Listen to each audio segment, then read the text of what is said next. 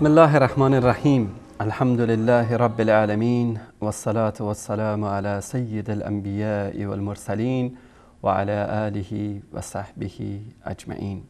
بینندگان عزیز و گرامی، السلام علیکم و رحمت الله و برکاته. امیدواریم که الله سبحانه و تعالی به من و به شما عزیزان این توفیق را عنایت بکنه که پیرو واقعی قرآن کریم و سنت رسول اکرم صلی الله علیه و آله و سلم باشیم و با دیدن این برنامه ها از کسانی که به نام دین، به نام محبت اهل بیت دروغ میگن، مردم رو فریب میدن و دین خود رو به دنیا میفروشند دوری کنیم. همانطور که میدونید در این برنامه ما کلیپ هایی رو که در بخش پژوهش و پیگیری در شبکه جهانی وصال حق آماده شده پخش میکنیم و در لابلای این کلیپ ها انشاءالله صدای گرم شما عزیزان رو هم خواهیم شنید که در مورد مطالبی که مطرح میشه در برنامه اظهار نظر خواهید کرد. بر علاوه کلیپ هایی که ما در اینجا داریم، یک کلیپ خیلی مهم داریم در مورد هفته وحدت یا به عبارتی درست‌تر هفته وحشت، برنامه‌ای که سالهاست به وسیله آن اهل سنت رو نظام آخوندیزم در ایران می‌فریبد. شعار دروغینی که هدف از آن پاشیدن خاک به چشمهای مسلمانان است تا حقیقت را نبینند، تا چهره واقعی آخوندهای دروغگوی قم و تهران را نشناسند. اما الحمدلله به لطف الله سبحانه و تعالی و توسط علما و دعوتگران و شبکه‌های توحیدی و خونهای پاکی که در مسیر بیداری اهل سنت ریخته شد، امروزه در سراسر جهان تقریبا مسلمان ها با چهره واقعی این آخوندهای دروغگو آشنا هستند. ما انشاءالله کلیپی هم در این مورد داریم که پخش خواهیم کرد. اولین کلیپ برنامه امشب کلیپی است به عنوان نحوه سجده کردن در نماز حاجت و دعای شرکی، کلیپ شماره 600 که عزیزانمان در اتاق فرمان انشاءالله زحمت خواهند کشید و این کلیپ رو پخش میکنن و بعد از اون انشاءالله در خدمت شما بزرگواران خواهیم بود. با ما همراه باشید. نحوه سجده کردن در نماز حاجت و دعای شرکی. بعد فرمودن گونه راست صورتت رو روی زمین میگذاری و میگویی در سجده خود 100 مرتبه یا محمد و یا علی، یا علی و یا محمد، اکفیانی فانکما کافیان و انصرانی فانکما ناصران. بعد گونه چپ خود را بر زمین میگذاری و 100 مرتبه میگویی ادرکنی ادرکنی ادرکنی و زیاد تکرار میکنی. بعد از اون میگویی القوس القوس و اینقدر القوس القوس را تکرار میکنی که نفس تمام بشود. بعد سر از سجده بر میداری به درستی که خدای تعالی به کرم خود حاجات تو را عطا میکند. این هم یک نوعی از سجده رافضی ها که الله متعال و رسولش صلی الله علیه و آله و سلم بر آن امر نفرمودند و این سجده هم مملو از دعای شرکی. و من اضل ممن یدعو من دون الله من لا یستجیب له الى یوم القیامه وهم عن دعائهم غافلون. وإذا حشر الناس كانوا لهم أعداء وكانوا بعبادتهم كافرين. و کیست گمراه تر از کسی که به جای الله کسی را به دعا بخواند که تا روز قیامت دعای او را اجابت نکند و آنان از دعاهایشان بیخبرند. و هنگامی که مردم گرد آورده شوند، آن معبودها دشمن آنان خواهند بود و عبادتشان را منکر می شوند و نمی پذیرند. از آخوندانی که مردم را به کفر و شرک دعوت می دهند و به نام نماز حاجت یا دعای توسل عوام الناس را گمراه می سازند می پرسیم وقتی که تو می خوانی و صدا می زنی که یا محمد و یا علی، یا علی و یا محمد، اکفیانی فانکما کافیان و انصرانی فانکما ناصران، آیا رسول اکرم صلی الله علیه و آله و سلم و یا علی رضی الله عنه تو را می شناسند و تو را دیده اند و نام تو را می دانند و صدای تو را می شنوند و فوری تو را اطاعت می کنند؟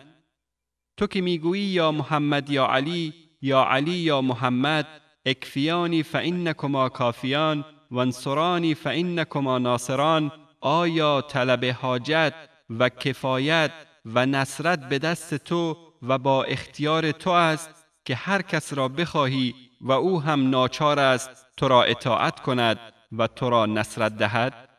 آیا دلیلی بر این ادعا از کتب آسمانی داری؟ آیا تو عقل داری و قرآن خوانده‌ای که میگوید قل ادعوا الذين زعمتم من دون الله لا يملكون مثقال ذرة في السماوات ولا في الأرض وما لهم فيهما من شرك وما له منهم من ظهير. بگو ای محمد، آنان را که به جای الله میپندارید به فریاد بخوانید.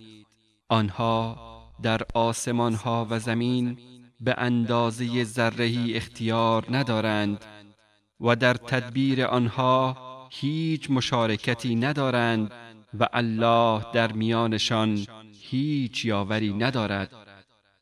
رفع حاجات به اختیار بنده نیست که از هر کسی دلش بخواهد دست به دامانش گردد، بلکه به دست الله یکتاست. آیا میدانی انبیا و اولیا مالک چیزی نیستند؟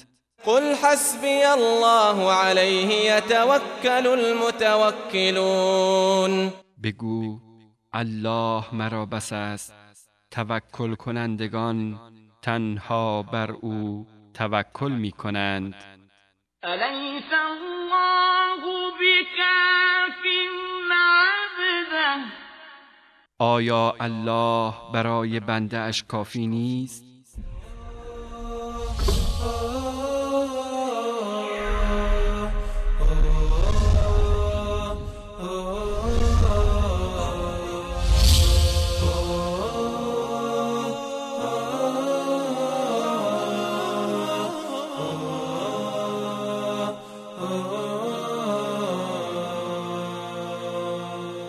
سلامی دوباره خدمت شما بزرگواران.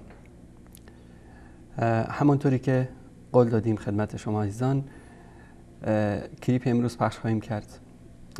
اول یک وثیقه یا سندی از بنیانگذار هفته وحدت در ایران، آیت الله خمینی، پخش میکنیم که بارها در این شبکه شما دیدید و در این وثیقه شما میبینید که این شخص چگونه بر اصحاب پیامبر صلی الله علیه و آله و سلم و ام المؤمنین عایشه صدیقه رضی الله تعالی عنها توهین میکنه. و بعد از اون کلیپ یکی از آخوندها رو خدمت شما بزرگواران پخش خواهیم کرد که در این کلیپ میاد و با وقاحت تمام این مطلب رو انکار میکنه و ادعا میکنه که منظور خمینی توهین به این شخصیت ها نبوده.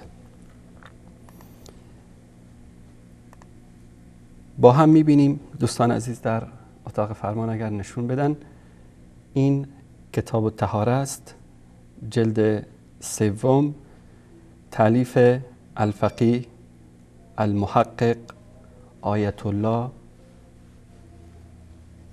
الامام الخمینی، آیت الله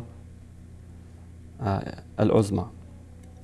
و این شخص رو همه مسلمان ها میشناسن و میدونن که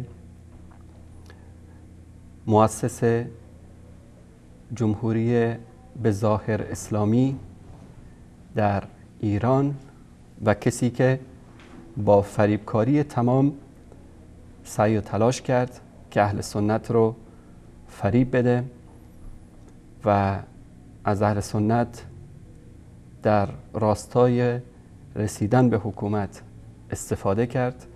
نه تنها از اهل سنت بلکه از احزاب و گروه ها و افکار دیگری که وجود داشتن در ایران، اما به مجرد اینکه به قدرت رسید راه و روش اجداد صفوی خودش رو شروع کرد و با استبداد و دیکتاتوری با اهل سنت و دیگران در ایران برخورد نمود. در این کتاب دوستان ببینن، کتاب طهاره است، در جلد سوم این کتاب در صفحه 457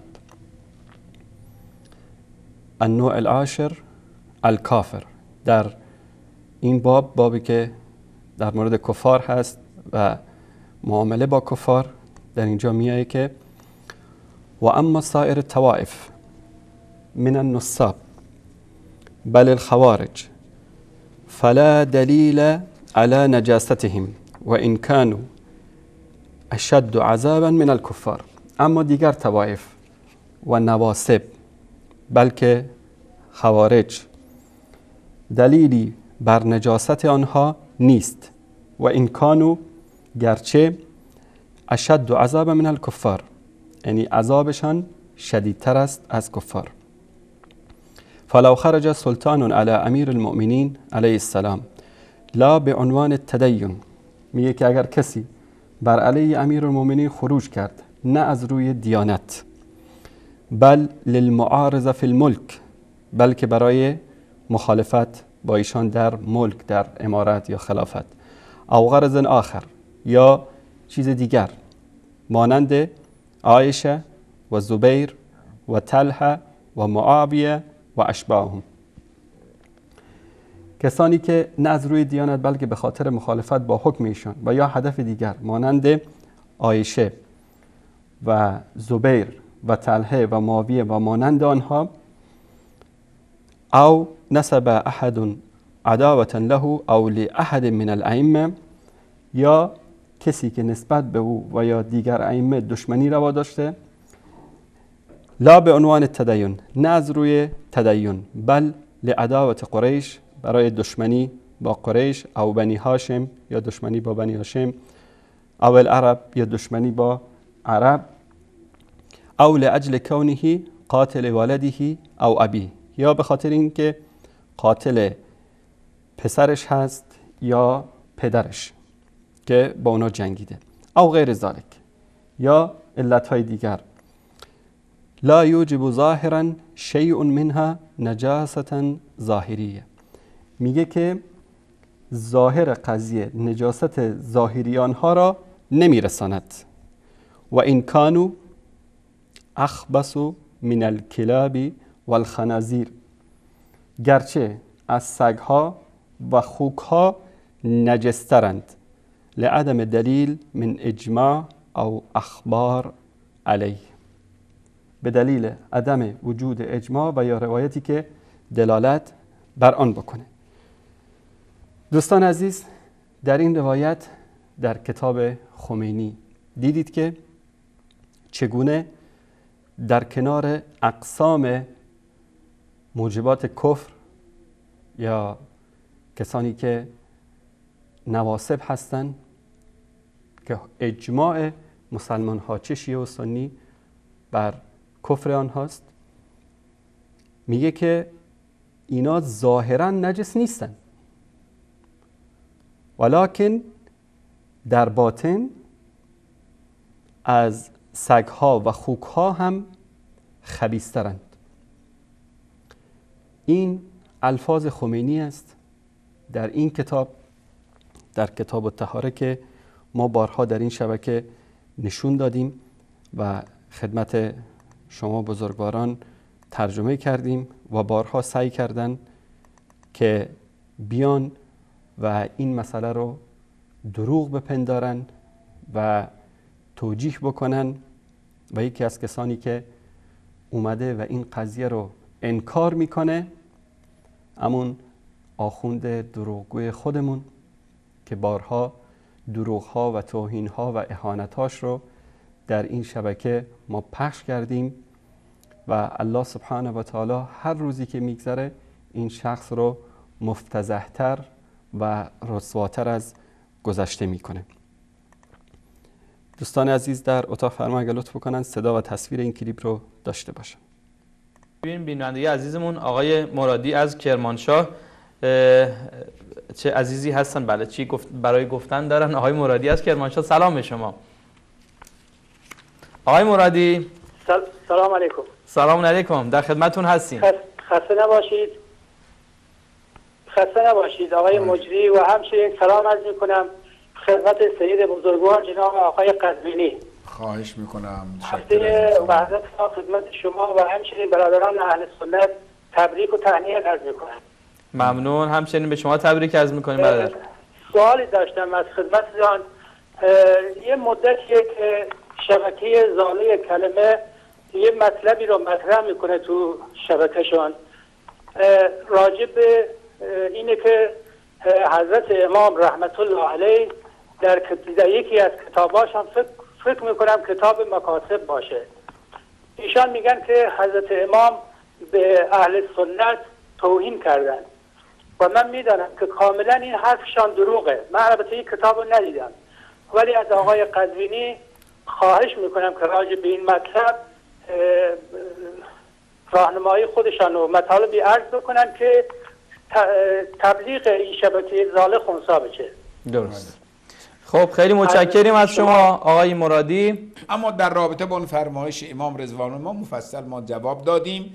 عبارتی که اینها میگن نیست و این کلیپش هم در سایت شبکه ولایت هم هست. حالا الان دیگه فرصت نیست، اگر فرصت بشه من دوباره خدمت دوستان عزیز عرض خواهم کرد که نظر امام هم در اونجا در رابطه با نواسب هست.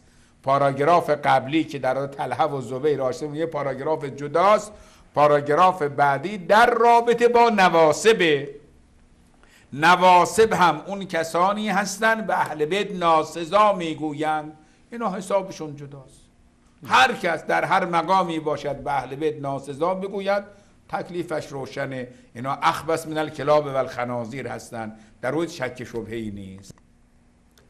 بله، دیدید بینندگان عزیز و گرامی که چطور این آخوند اومد این رو به اصطلاح خودشون ماستمالی کرد و گفت که بله این مطلب نیست و ما قبلا هم جواب دادیم و جواب قبلیشون هم همین جوابه که اون پاراگراف که در مورد نواسب هست جداست و اونجا که ذکر طلحه و زبیر و ام المؤمنین عایشه رضی الله عنها اجمعین هست اون جداست. حالا من دوباره همین صفحه رو از کتاب خدمت شما بزرگواران نشون میدم. این پاراگراف کجاست؟ شما ببینید. طهارت الناسب والخارج لغرض دنیوی و نحوی. درسته این که میگه در مورد نواسب هست حرفیشون درست، نواسب. اما وقتی حکم میکنه در اینجا ببینید اینجا از اینجا که شروع میشه فلو، این جمله شرطیه است. در اینجا وقتی که اینجا این توجه بکنید وقتی که فلو رو ذکر میکنه این جمله شرطیه هست و بعد از این گروه های مختلف رو که ذکر میکنه. کسی که به خاطر تدین باشه، به خاطر تدین نباشه، به خاطر مخالفت در ملک باشه یا در مورد چیز دیگه باشه، او در اینجا این عطف هست بر همین حکم، بر همین حکمی که در بالا میگه در مورد نواسب، مانند کی؟ عایشه و زبیر و طلحه و معاویه و اشباهیم. او در اینجا دوباره این واو عطف است. در اینجا او لاجل کونه قاتل ولده او ابی او قاتل ولده او ابی، یا در اینجا او غیر ذالک. جوابش چی است؟ جواب این شرط از اینجاست که میگه که لا یوجب ظاهرا شیء منها نجاسة ظاهریه و ان كانوا اخبث من الكلاب والخنازیر لعدم دلیل من اجماع او اخبار علیه. ببینید این نه پاراگراف دیگه است نه چیز، همش در یک پاراگراف هست و همه اینها به هم دیگه ربط داره و نمونه‌ای از این مطلب رو من خدمت شما عزیزان از قرآن کریم نشون بدم تا که متوجه بشید که وقتی در یک جمله او یا و ذکر میشه، در اینجا گروه های مختلف ذکر میشن و حکم همه آنها برمیگرده به همون حکم اولیه‌ای که در شروع به اصطلاح جمله اومده. ما نمونه ای از این مطلب رو در سوره توبه داریم. دوستان عزیز اگر این آیه رو نشون بدن.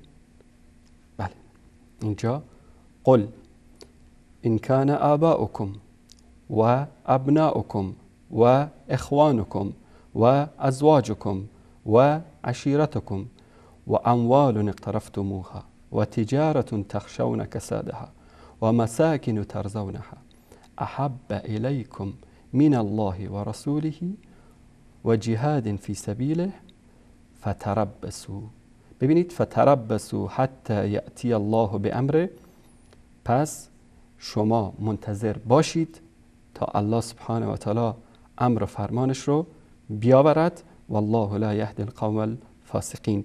همه این اقسامی که در اینجا ذکر شد، اگر کسی پدرشو از الله و رسولش بیشتر دوست داشته باشه و از جهاد در راهش، یا فرزندانش رو یا برادرانش رو یا همسرانش رو یا قومش رو یا اموالی رو که جمع کرده یا تجارتی رو که از بیبازاری و کسادش میترسه یا خانه‌ای رو که بنا کردن و دوست دارن، همه اینا تحت این حکم قرار میگیرن. این نمونه‌ای بود از قرآن کریم که من برای شما عزیزان در اینجا نشان دادم و این حرف خمینی هم دوستان عزیز این سفر رو یک بار دیگه نشان بدن.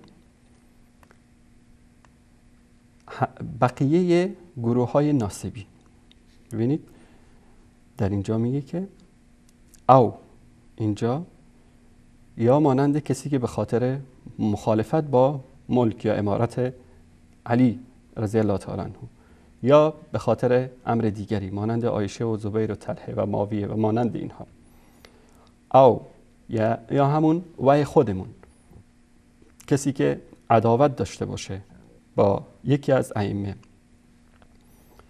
یا عداوت داشته باشه با قریش، او در اینجا و مثل همون آیه‌ای که ذکر شد، او بنی هاشم او العرب او لاجل کونه قاتل یا قاتل والده او ابیه او غیر ذلك. اینا همه حکمشون چی است؟ ظاهرا اینا نجس نیستن، بلکه و ان کانوا اخبث من الكلاب والخنازیر.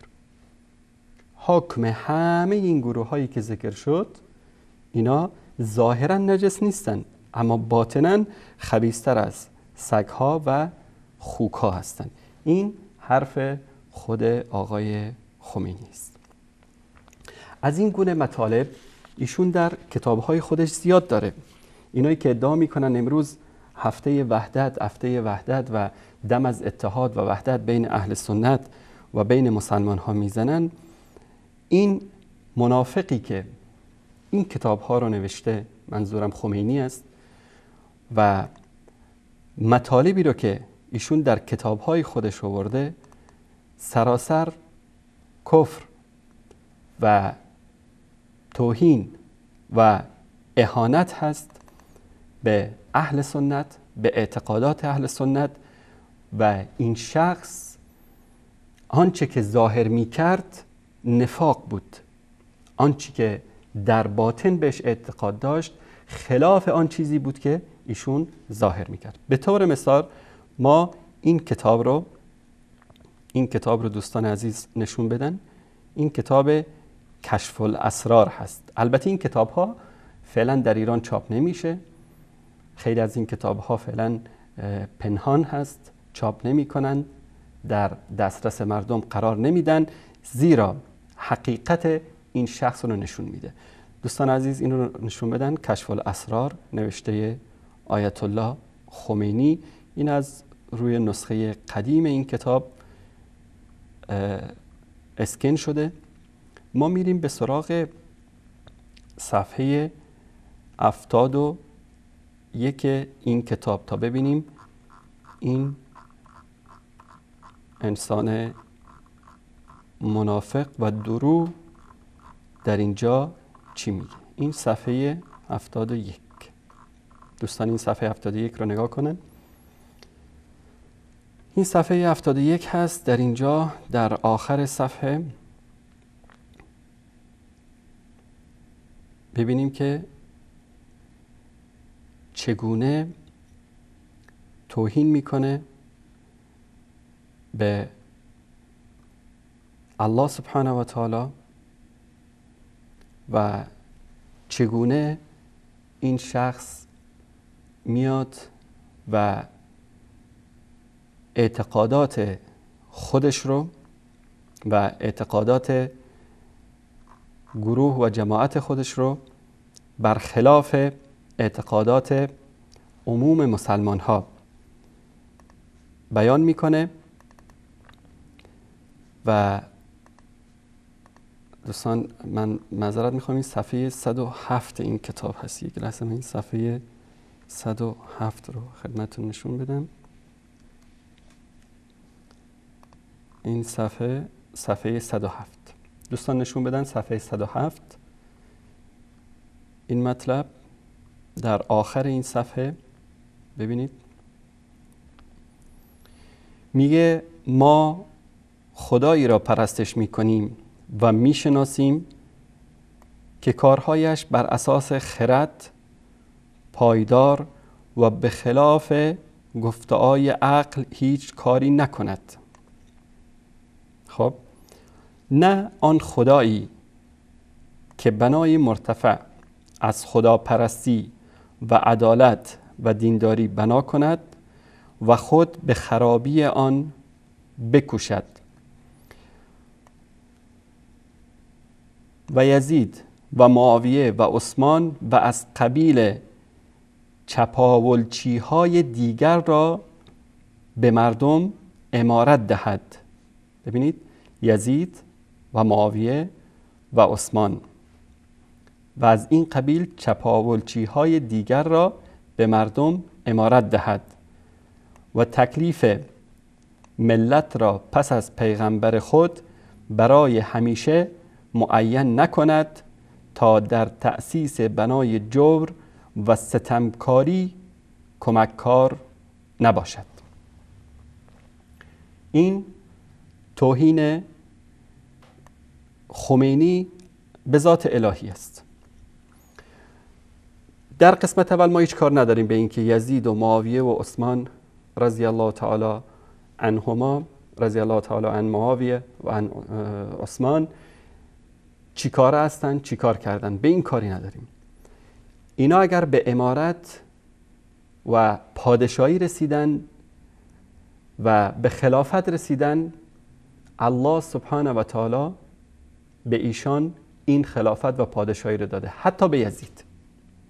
آیا مسلمانی در دنیا پیدا میشه که بگه نه یزید خودش به حکومت رسید، معاویه خودش به حکومت رسید، عثمان خودش به حکومت رسید، خداوند نمیخواست. ما مسلمانان اعتقاد داریم که همه چیزها، همه امور، همه کارها به اراده الله سبحانه و تعالی انجام میگیره. تعز من تشاء و تذل من تشاء، تؤتی الملک من تشاء. الله سبحانه و تعالی به هر کی بخواد ملک میده و از هر کی بخواد ملک و پادشاهی رو میگیره. امکان داره در جایی یک کافری رو خداوند بهش ملک رو بده بنابر اراده خودش. این اعتقاد ما به الله سبحانه و تعالی است. اما این خدایی که خمینی بهش اعتقاد داره، این خدایی است که چیز دیگری اراده میکنه ولکن مخلوقش چیز دیگری میخواد و خواسته مخلوق بر خواسته خالق غالب میشه والعیاذ بالله. آیا این کفر نیست؟ آیا این زندقه نیست؟ آیا این الحاد نیست؟ بعدش میاد یزید و معاویه و عثمان. ما به یزید کار نداریم. معاویه و عثمان، معاویه جمله اصحاب رسول اکرم صلی الله علیه و آله و سلم است و بارها در این مورد صحبت کردیم. عثمان رضی الله تعالی عنه همسر دو دختر پیامبر است. ذوالنورین بهش میگن. یکی از همسرانش که از دنیا رفت، پیامبر صلی الله علیه و سلم دختر دیگرشان را به ازدواجش در آوردن. از جمله اصحابی که هیچ کار دیگری نکرده باشه، در راه خدا 2 مرتبه اجرت کرده، اجرت به حبشه، اجرت به مدینه. هیچ کار دیگری نکرده باشه، جیش العسره یا همون لشکری که به جنگ تبوک می رفتن، سیدنا عثمان رضی الله تعالی عنه این لشکر رو آماده کرد.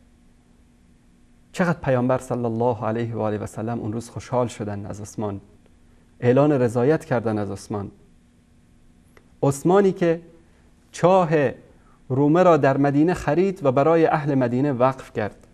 آیا خبر دارید که امروز عثمان ابن عفان رضی الله تعالی عنه به اسمش در یکی از بانک‌های عربستان سعودی حساب بانکی وجود داره؟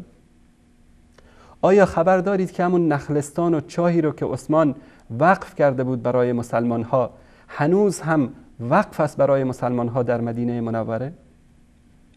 آیا می‌دانید که میلیون‌ها ریال در حساب که به اسم عثمان ابن عفان در یکی از بانک‌های عربستان سعودی این حساب ثبت هست؟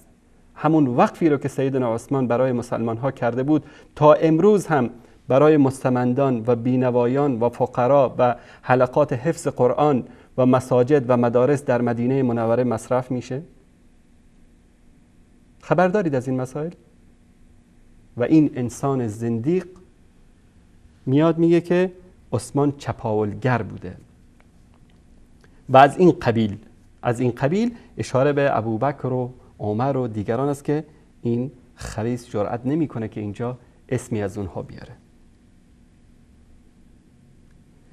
این توهین و اهانت این شخص به ذات الهی و به اصحاب رسول اکرم صلی الله علیه و آله و سلم.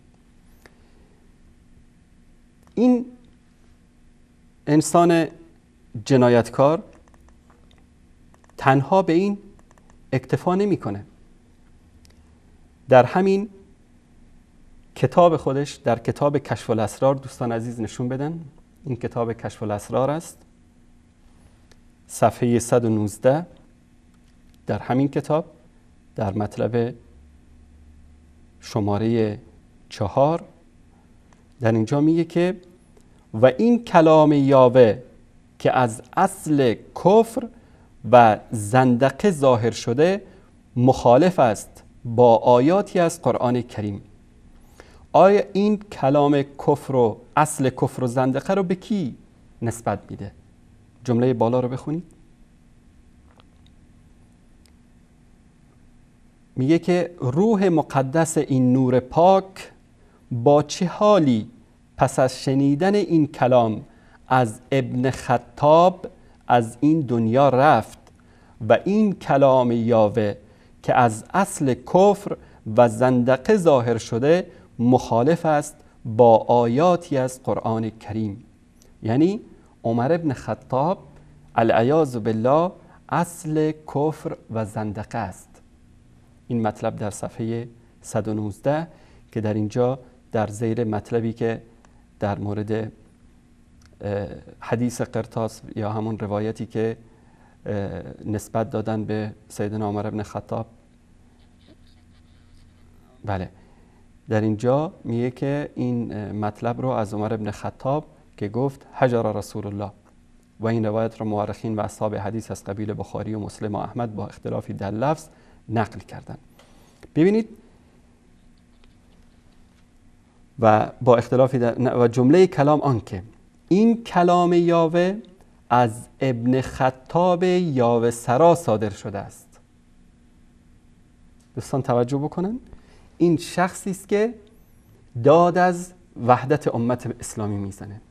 این شخصی است که متاسفانه امروز عده‌ای فریب خورده در کشورهای اسلامی در مجالسی که تصاویر این زندیق در اونجا نصب شده شرکت میکنن، با همان عبا و قبا و عمامه به نمایندگی از اهل سنت و به ساز این شیعیان رافضی میرقصند. واقعا ما متاسفیم برای اینها، اگر عالمند، اگر سیاستمدارند، اگر هر کسی هستند. تو اگر سنی هستی، خمینی که مؤسس هفته وحدت هست، الله شاهد خواهید بود در کنفرانس وحدت که چه انسانهای فریب خورده‌ای در اونجا از کشورهای مختلف میان و به خاطر پول، به خاطر شهوت، به خاطر منصب بهبه و چهچه میکنن در اونجا. اگر اینها سنی هستند سری بزنن به این کتاب، به کتاب کشف الاسرار که میگه که این کلام یاوه از ابن خطاب یاوه سرا صادر شده است و تا قیامت برای مسلم غیور کفایت میکند. الحق خوب قدردانی کردن از پیغمبر خدا که برای ارشاد و هدایت آنها آن همه خون دل خورد و زحمت کشید. انسان با شرف، دیندار و غیور میداند روح مقدس این نور پاک با چه حالی پس از شنیدن این کلام از ابن خطاب از این دنیا رفت و این کلام یاوه که از اصل کفر و زندقه ظاهر شده مخالف است با آیاتی از قرآن کریم و ما ینطق عن الهوی ان هو الا وحی یوحی. حالا جالبتر اینه که چه کسی میاد از رسول اکرم صلی الله علیه و آله و سلم دفاع میکنه؟ خمینی میخواد از رسول اکرم صلی الله علیه و آله و سلم دفاع بکنه. خمینی که در کتاب خودش بدترین توهین ها و اهانت ها رو به پیامبر بزرگوار اسلام صلی الله علیه و آله و سلم کرده. خمینی که پیامبر بزرگوار اسلام صلی الله علیه و آله و سلم رو ترسو معرفی میکنه. میگه رسول اکرم صلی الله علیه و آله و سلم ترسو بود، در تبلیغ رسالت میترسید. میگه که رسول اکرم صلی الله علیه و آله و سلم میترسید که ولایت سیدنا علی رضی الله تعالی عنه رو ابلاغ بکنه. میترسید که بگه که علی ابن ابی طالب امام است. دوستان عزیز کتاب کشف الاسرار رو نشون بدن، نسخه دیگرش در این صفحه، در صفحه 130 در اینجا میگه که ما در اوایل این گفتار ثابت کردیم که پیغمبر از اینکه امام را با اسم و رسم در قرآن ذکر کند میترسید که مبادا پس از خودش قرآن را دست بزنند. یا اختلاف بین مسلمان ها شدید شود و یک سره کار اسلام تمام شود. و اینجا گواهی از قرآن می آوریم که در اظهار امامت با اسم و رسم محافظه کاری می کرده و از منافقان ترس داشته. الا لعنت الله علی الکاذبین. پیامبر صلی الله علیه و آله و سلم از منافقین ترس داشته، از اصحاب خودش ترس داشته، از اینکه امامت رو بیان بکنه ترس داشته. اما الله سبحانه و تعالی در سوره احزاب در این آیه مبارک در آیه 29 تکذیب میکنه خمینی رو و امثال خمینی رو. الله سبحانه و تعالی در اینجا میگه که دوستان نشون بدن الذین یبلغون رسالات الله، همانا کسانی که رسالت الله، نبوت و پیام الله سبحانه و تعالی را میرسانند. الذین یبلغون رسالات الله و یخشونه، فقط از الله میترسند. ولا یخشون احدا الا الله، تاکید میکنه الله سبحانه و تعالی که اینها از هیچ کس غیر از الله سبحانه و تعالی نمیترسند. پیامبر اگر میترسید در مکه میترسید که هیچ کسی رو نداشت، هیچ یار و یاوری رو نداشت. آیا در زمانی که در مدینه هزاران نفر صحابی داشت که حاضر بودن جان و مال و همه چیز خودشون رو در راه پیامبر فدا کنن، آیا در آن زمان میترسید؟ در مقابل ابو جهل و ابو لهب و صنادید قریش در مکه نترسید؟ گفت اگر خورشید را در این دستم و مهتاب را در دست چپم قرار دهید به اندازه یک تار مو هم از دعوت خود عقب نشینی نمی کنم. اونجا نترسید؟ در مدینه ترسید؟ زمان ابلاغ امامت علی ابن ابی طالب ترسید؟ زمانی که به قول شما میخواست در حدیث قرطاس ولایت علی رو بنویسه از عمر ابن خطاب ترسید؟ آیا این توهین و اهانت نیست به پیامبر بزرگوار اسلام صلی الله علیه و آله و سلم؟ از این انسان ملعون و زندیقی که هیچ کس از دست این سالم نمونده، نه الله، نه پیامبر، نه اصحاب پیامبر، نه همسران پیامبر و نه عموم مسلمان ها، حتی اطفال شیرخوار هم از دست این انسان شهوتران، این انسانی که در مدرسه زهرالربیع علامه مجلسی، آخوندا میدونن که زهرالربیع یعنی چی، در اون مدرسه بزرگ شده، حتی کودک شیرخوار هم از دست این آخوند در امان نمونده. دوستان عزیز، این کتاب تحریر الوسیله است. القائد الامه الاسلامیه الامام روح الله الموسوی الخمینی کشف الله سره. در اینجا در مسئله 12 انسان والله خجالت میکشم که این مطلب رو ترجمه بکنم. اگر برای آگاهی شما عزیزان که چهره واقعی این آخوند جنایتکار رو بشناسید، اگر هدف این نمی بود ترجمه نمی کردم. در اینجا میگه که جایز نیست که کسی با همسرش نزدیکی بکنه قبل از 9 سالگی. دواما کان النکاح و منقطعا، چه نکاح دائم باشه چه نکاح منقطع باشه.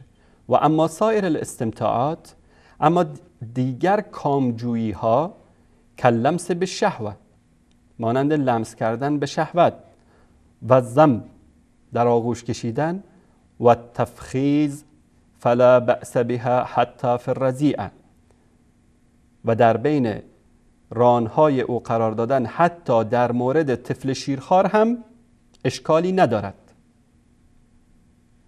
این فتوای حضرت آفت الله خمینی است. همین مطلب در نسخه های دیگر این کتاب هم است که نگن شما یک نسخه رو نشون دادید. این تحریر الوسیله چاپ دیگه، صفحه 216 مسئله 12 دقیقا همین مطلب رو آورده. همین مطلب رو در اینجا آورده، صفحه 216. تشکر میکنم از دوستان. و همین مطلب در یکی از چاپ های دیگری از تحریر الوسیله است. در اینجا ما 3 چاپ رو خدمت شما عزیزان نشون میدیم که این قدیمی ترین چاپ این کتاب است که نگید که این مطلب اضافه شده. از جمله اعتقادات کفری خمینی اعتقاد ولایت تکوینی است. دوستان عزیز این کتاب رو ببینن، الحکومه الاسلامیه، الامام المجاهد السید روح الله الخمینی کشف الله سره. در این صفحه، در صفحه 52 این کتاب، در اینجا میگه که الولایت التکوینیه و ثبوت الولایه والحاکمیه للامام علیه السلام لا تعنی تجرده عن منزلت التي هي له عند الله. به این معنی نیست که ایشون از اون منزله‌ای که در نزد الله سبحانه و تعالی هستن از اون منزله بیان پایین. ولا تجعله مثل من عداه من الحکام، و اونا را قرار بده مثل کسانی که از حکامی که با آنها دشمنی داشتن. فإن للامام مقاما محمودا، برای امام یک مقام محمودی هست، و درجه سامیه، درجه بسیار بالا، و خلافت تکوینیه، و خلافت تکوینی یعنی در اصل وجود امام خلافت تکوینی وجود داره. تخضع لولایتها و سیطرتها جمیع ذرات هذا الكون، سیاره ها، کواکب، خاک، آب، همه چیز در مقابل ولایت امام خاضع هستند و امام سیطره داره به اینا. یعنی دقیقاً همون الوهیتی که، ربوبیتی که برای ذات مقدس الله سبحانه و تعالی مسلمان ها اعتقاد دارن، این زندیق برای ائمه قائل است. میگه و این من ضروریات مذهبنا، و میگه از ضروریات مذهب ما این است که این لائمتنا، که برای امامان ما مقامی دارن، جایگاهی دارن، لا یبلغه، که نمیرسه به این مقام، ملک مقرب، فرشتگان نزدیک، ولا نبی مرسل، حتی پیامبران هم به اون مقام نمیرسند. اینجا در اینجا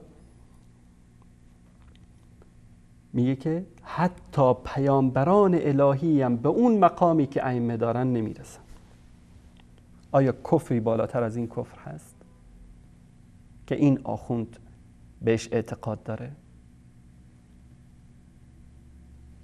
این همون شخصی است که دم از وحدت امت اسلامی میزنه.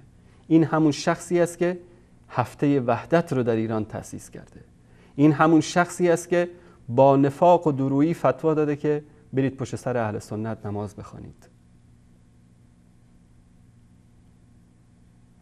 وحدتی که اهل سنت در ایران و برادران شیعه ما، خواهران شیعه ما شاهد هستند که در این هفته فقط رادیوها، تلویزیونها، مساجد، حسینیه ها، حتی مساجد و مدارس اهل سنت در راستای تبلیغ رافضه‌گری مسخر میشه.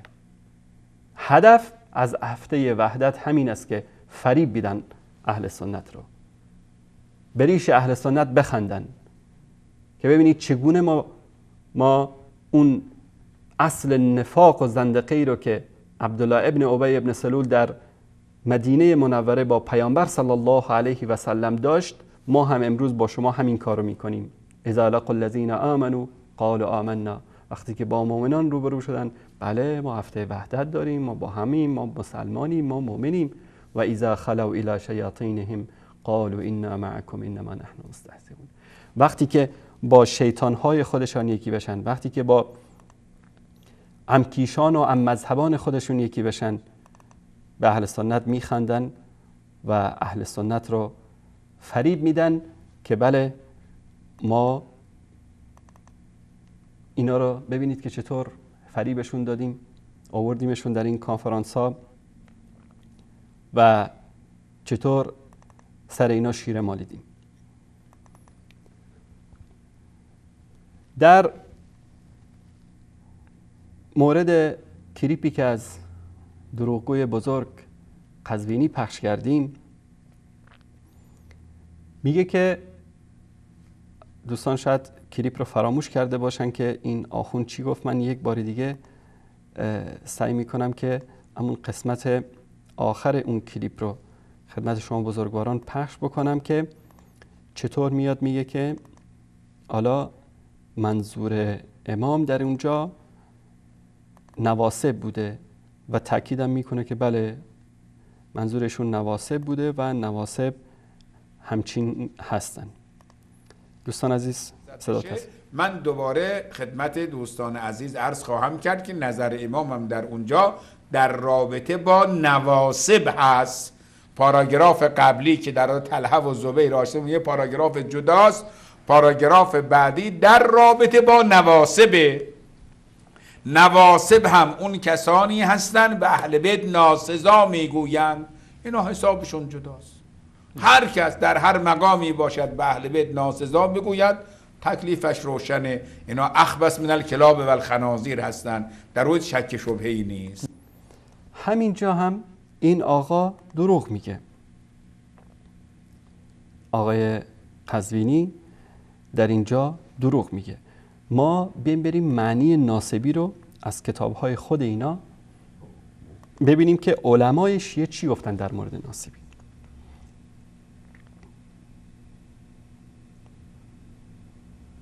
یکی از علامات ناسب این است که در کتاب المحاسن النفسانیه فی اجوبة المسائل الخراسانیه از حسین آل عصفور، از شیخ حسین آل عصفور دارالمشرق چاپ کرده این کتاب رو. میگه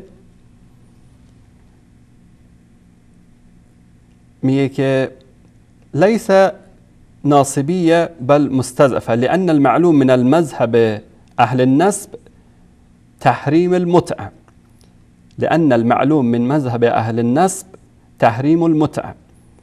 میگه که از علامات مذهب ناصبیه این است که متعه رو تحریم میکنن. پس هر کی که متعه رو تحریم کرد بنابر تحریف یا تعریف آیت الله قزوینی که نواسب اخبث من الکلاب و الخنازیر هستند، هر کسی که متعه رو تحریم کرد ناصبی است و هر ناصبی هم اخبث من الکلاب و الخنازیر در نزد آنها. در همین کتاب المحاسن النفسانیه از شیخ حسین آل عصفور در صفحه 147 میگه بل اخبارهم علیهم السلام تنادی، بلکه اخبار آنها علیهم السلام یعنی ائمه علیهم السلام به ان الناسب هو ما یقال له عندهم سنیا، ناسبی کسی است که در نزد آنها بهش میگن چی؟ سنی. پس هر سنی ناسبی است و هر ناسبی بر اساس حرف قزوینی اخبث من الکلاب و الخنازیر هست. ولا کلام فی ان المراد بالناسب فیه هم اهل التسنن، و هیچ حرف نیست در اینجا که مراد از ناسبه کی است؟ کسانی که اهل سنت بهشون گفته میشه. در این مورد ما قبلا هم صحبت کردیم و بارها خدمت شما عزیزان نشون دادیم که این از کتاب الانوار النعمانیه از سید نعمت الله جزایری در جلد دوم. این در لبنان بیروت چاپ شده، دارالقاری. در این کتاب میگه که در صفحه 211 و یؤید هذا المعنى ان الائمه علیهم السلام و خواصهم اطلقوا لفظ الناصبی على ابی حنیفه و امثاله الی آخر این روایت که با تشریح میکنه در اینجا که میگه در حالی که ان ابا حنیفه لم یکن ممن نسب العداوه لاهل البیت، ابا حنیفه جمله کسانی نبود که عداوت دشمنی داشته باشه به اهل البیت، بل کان له انقطاع الیهم، بلکه یعنی ارتباط داشت با اونها، و کان یظهر لهم التودد، اظهار مودت میکرد با اونها. نعم کان یخالف آرائهم و یقول قال علی و انا اقول، بلکه مخالفت میکرد با آرای اونا، میگفت که علی اینطوری گفته من اینطوری میگم، که اینم دروغی است که به امام ابو حنیفه رحمت الله علیه نسبت میدن. پس ابو حنیفه هم در نزد قزوینی اخبث من الکلاب و الخنازیر است والعیاذ بالله، طبق این تعریفی که حالا ما حرف قزوینی رو قبول بکنیم یا حرف استوانه این دین و مذهب رو که سید نعمت الله جزایری است که براش بزرگ داشتم هر سال در ایران میگیرن. در کتب شیعه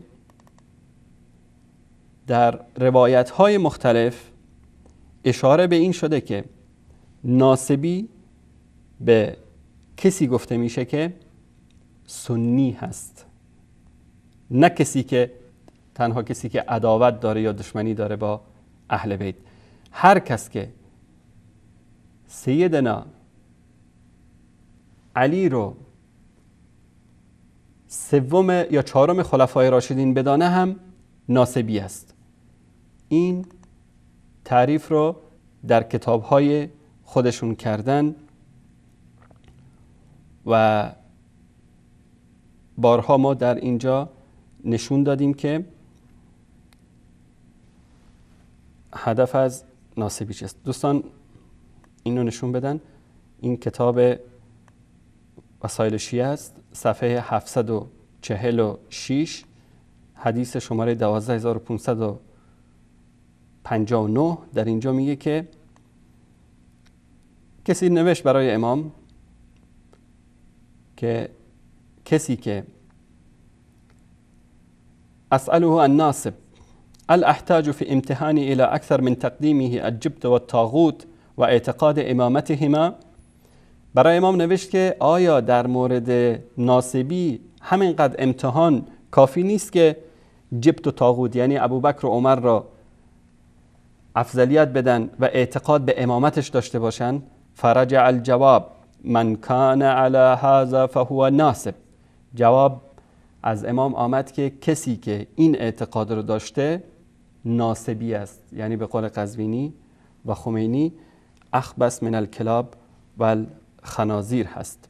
این اعتقاد این هاست و همه علمای شیعه در این مسئله اجماع دارن که ناصبی یعنی کسی که ابوبکر و عمر و عثمان رو بر علی افضلیت بده. من اگر نیاز باشه 10 سند دارم اینجا از کتاباشون، به همین قدر اکتفا میکنیم. پس دیدیم که چطور قزوینی در اینجا اومد، اولا دروغ گفت و که نمیدونم پاراگراف بوده، 2 پاراگراف بوده، پایین بوده، بالا بوده، حقیقت آنچه که نشان دادیم هست و این دروغگویای آخر از زمان و این کسانی که میخوان از خمینی دفاع بکنن نمیتونن اون اعتقاد باطنی و حقیقی خمینی رو با این دروغاشون پنهان نمایند. الحمدلله مسلمان ها بیدار شدن و چهره حقیقی این آخوند رو میشناسن.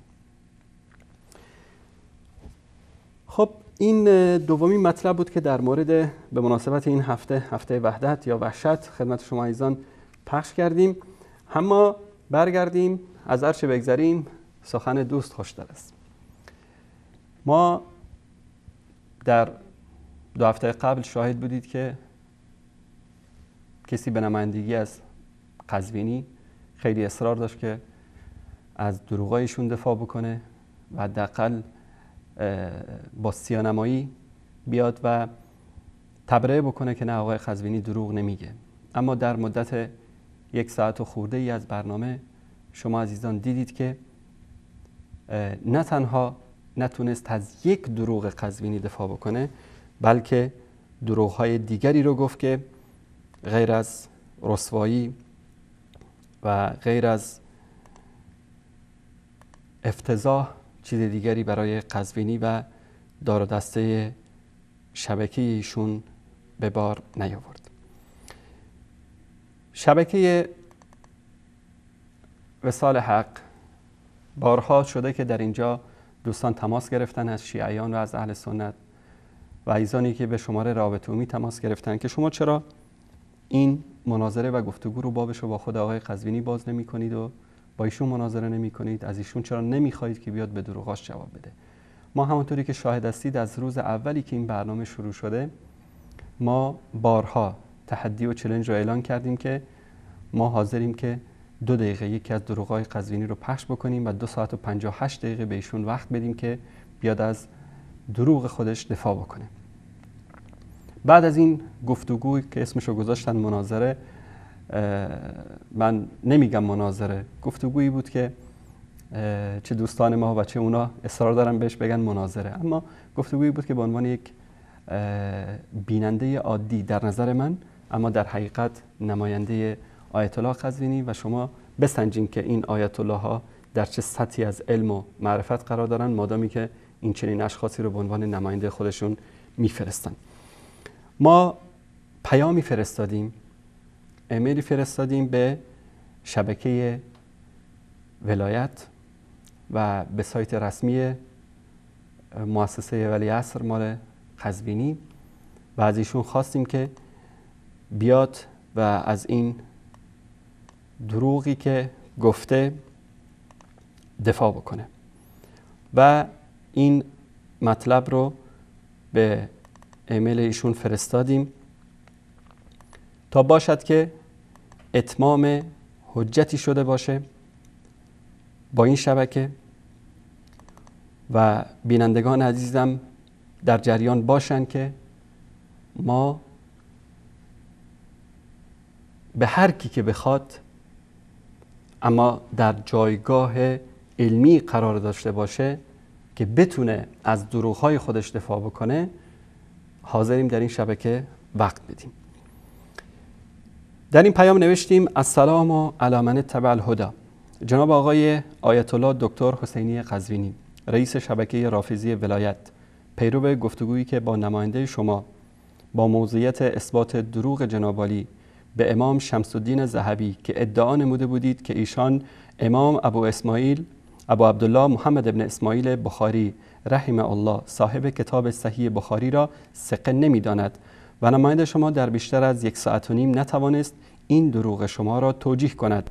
این جانب به عنوان مدیر شبکه جهانی وصال حق و بنا به درخواست بینندگان اهل سنت و شیعیان عزیز از بنده به اطلاع جناب شما میرسانم که بنده در برنامه آن روی سکه که در این هفته به تاریخ 15 ربیع الاول 1436 هجری قمری مصادف با 6/1/2015 و 16 دی ماه 1393 هجری شمسی که انشاءالله به طور زنده پخش خواهد شد در طول مدت 3 ساعت برنامه منتظر تماس جناب عالی خواهم بود و حاضرم هر مقداری که نیاز داشته باشید به شما وقت بدم تا از این دروغ خود دفاع نمایید. در ضمن شماره ویژه‌ای برای شما اختصاص دادیم که می توانید بدون مزاحمت دیگران با آن تماس بگیرید و از این دروغی که گفته اید دفاع نمایید.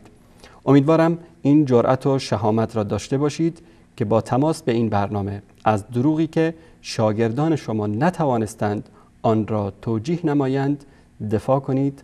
والله الهادی الی الصراط السوی.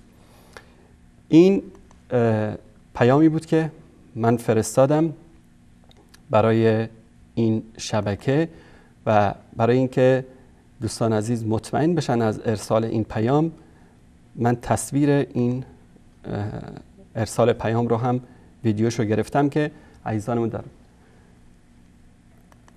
من انشالله این رو نشون خواهم داد در اینجا. بله، یک لحظه.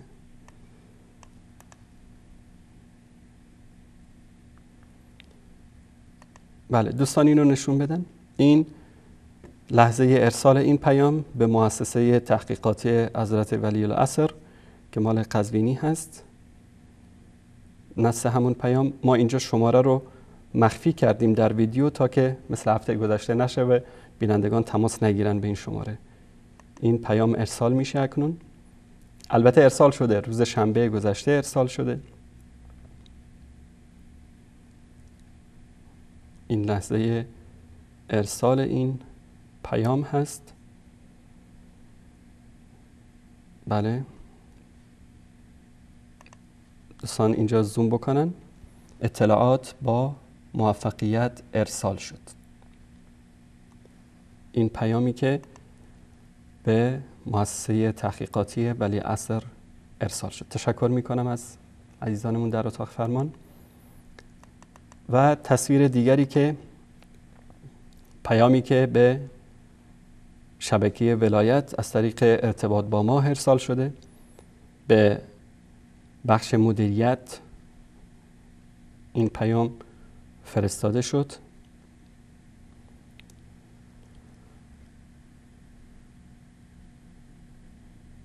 که امیدواریم این جرأت و شهامت و مردانگی رو داشته باشن که آقای قزوینی بله این اطلاعات با موفقیت ارسال شد. جهت تاکید ما به بخش‌های دیگر این شبکه هم این پیام رو فرستادیم. دوستان عزیز اگر نشون بدن.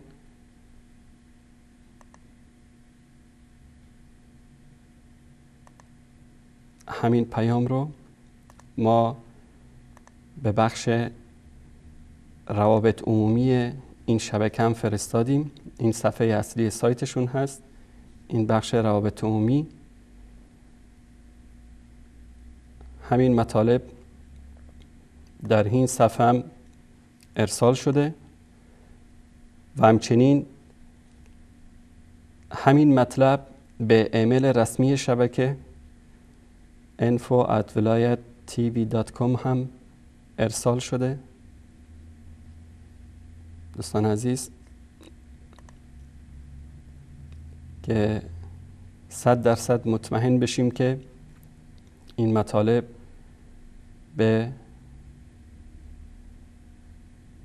ایشون رسیده.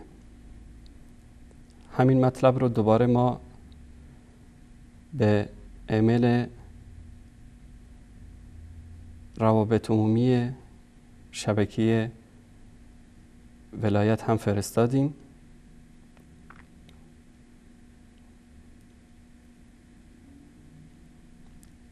این ارسال بله اینم با موفقیت ارسال شد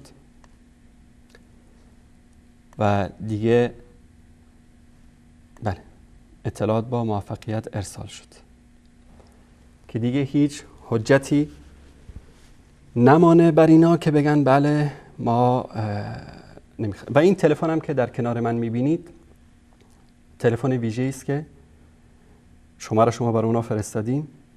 من خواهش میکنم کارگردان محترم برنامه اگر یک تماسی بگیرن که دوستان یقین حاصل بکنن که این شماره کار میکنه و ما در طول 2 ساعت برنامه منتظر تماس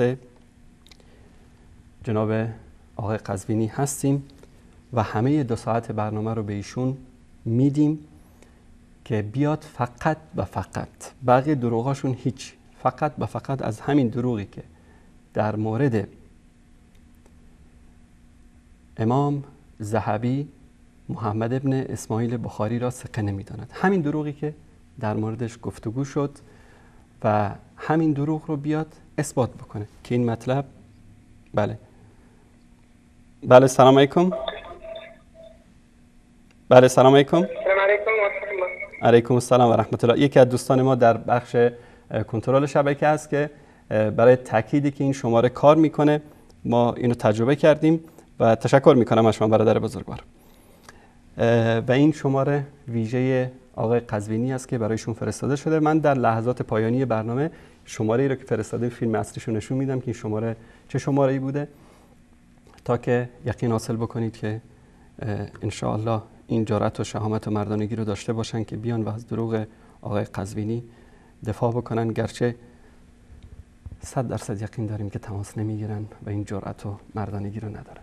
از همین لحظه به بعد شماره تلفن های برنامه زیرنویس خواهد شد و شما عزیزان میتونید تماس بگیرید و در مورد مطالبی که ما صحبت کردیم، کلیپ اولی که در مورد دعای شرکی بود و کلیپ دوم در مورد خمینی و اعتقادات ایشون، توهین به الله سبحانه و تعالی، توهین به رسول الله، توهین به اصحاب پیامبر، توهین به همسران بزرگوار و پاک پیامبر صلی الله علیه و آله و سلم و توهین به اهل سنت و توهین به بشریت انشالله صحبت بکنید و امیدواریم که عزیزانی که تماس میگیرن موقعی که تماسشون برقرار میشه لطفاً صدای تلویزیون رو کاملاً ببندن و از طریق گوشی تلفن با ما صحبت بکنن و در رابطه با موضوعاتی که در برنامه مطرح شده خواهشاً عزیزانمون مطالبشون رو ارائه بدن و به بحث‌های جانبی نپردازن که ما همین در حال و هوای موضوعات برنامه باشیم. انشاءالله شما هم استفاده خواهید کرد و ما هم. بله سلام علیکم، بفرمایید. علیکم السلام. الو. بله سلام علیکم، بفرمایید. شبکه وصال. شبکه وصال حق. دوست عزیز خودتون رو معرفی کنید، از کجا زنگ میزنید؟ الو. بله لطفاً صدای تلویزیونتون رو ببندید. الو. علی هستم از تهران. مزاحم شدم. آقا علی بزرگوار، برادر گرامی از تهران، بفرمایید. سلام علیکم. علیکم السلام و رحمت الله و برکاته. آقا علی بزرگوار، بله بفرمایید. ما دو مطلب در برنامه بهش اشاره کردیم، هر کدوم رو دوست دارید بهش پاسخ بدید. الو انصاری جان، ممنون از برنامه خوبتون. سلامت باشید. بعدشم شما انتظار نداشت هیچ موقع از یه دروغگو نگی چرا دروغ گفتی، چون مجبوره بازم یه دروغ دیگه تحویل بده. تشکر از شما علی آقا، الله مطالب ستون کنه. خواهش میکنم. تشکر برادر بزرگوار، خدا نگهدارتون. بله سلام علیکم، بفرمایید.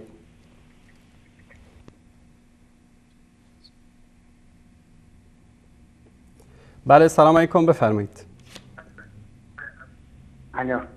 بله سلام علیکم، بفرمایید. الو. سلام علیکم، شبتون بخیر. شب شما بخیر. خالد هستم از تهران.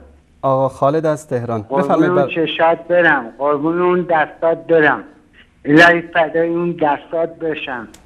من خاک زیر پای تو هم. شما بزرگوار. قربونت برم، پشت اون دوربین وایستادی، من خیلی غلامتم. آقای انصاری هم که نور چشی منه. سلامت باشید. تشکر از شما برادر عزیز.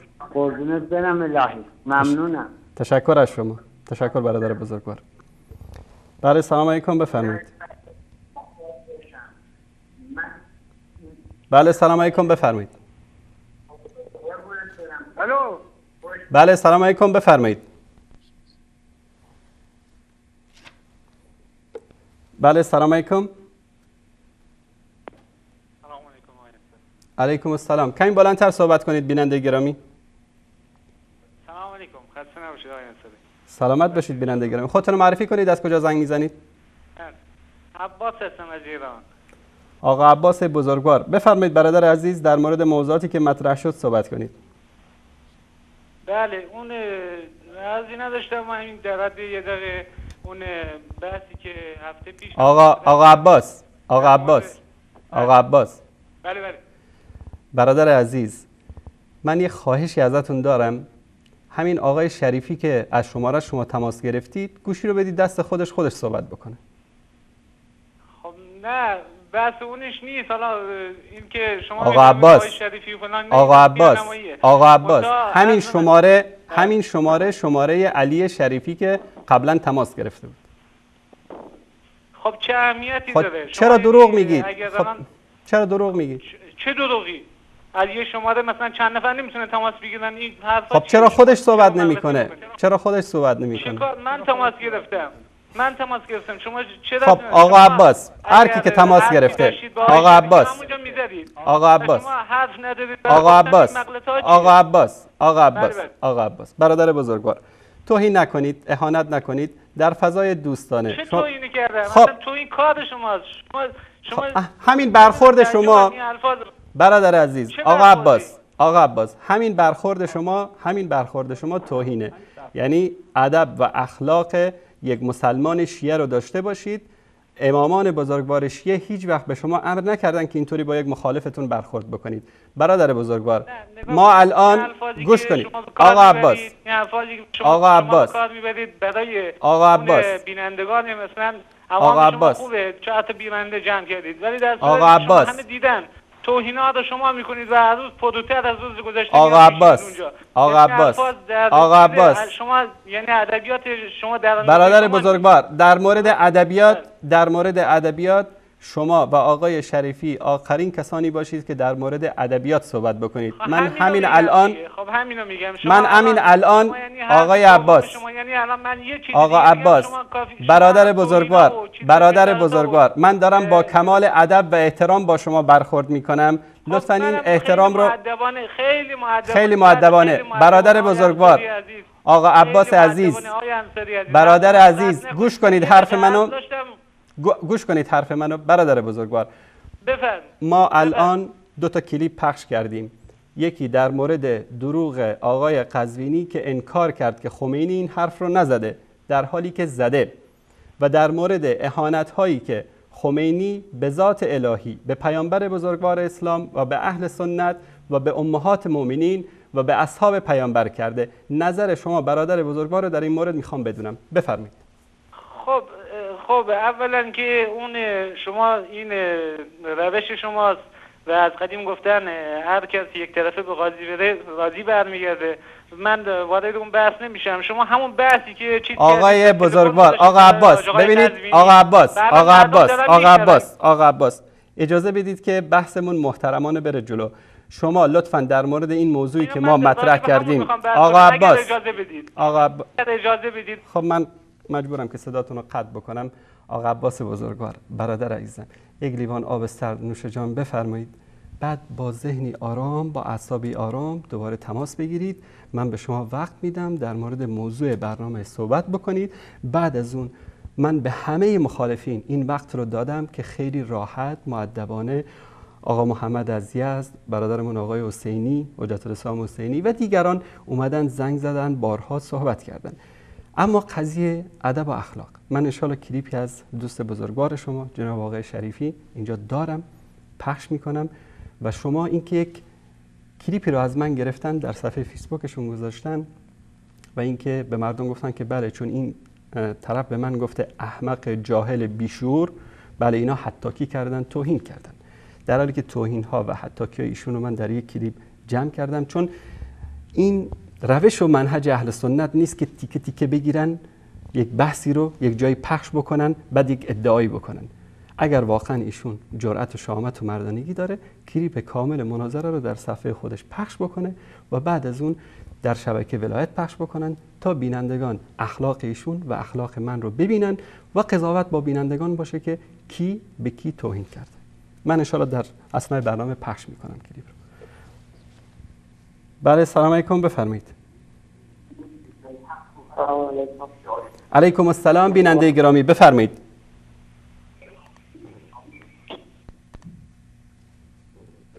بله، سلام علیکم، بفرمایید. سلام، خسته نباشید. سلامت باشید بیننده عزیز و بزرگوار. خودتون رو معرفی کنید، از کجا زنگ میزنید؟ من از پارسیان هستم، ابراهیم. آقا ابراهیم بزرگوار، بفرمایید برادر عزیز، در خدمت شما هستیم. ما 2 تا کلیپ پخش کردیم، در هر موردی که دوست دارید صحبت کنید. فقط من میخواستم بگم آقای قزوینی اگه مرد بود دروغ نمیگفت که دیگه شما میگوید بیا جواب دروغاش بده. تشکر از شما برادر عزیز. خواهش میکنم. خداحافظ شما. بله، سلام علیکم، بفرمایید.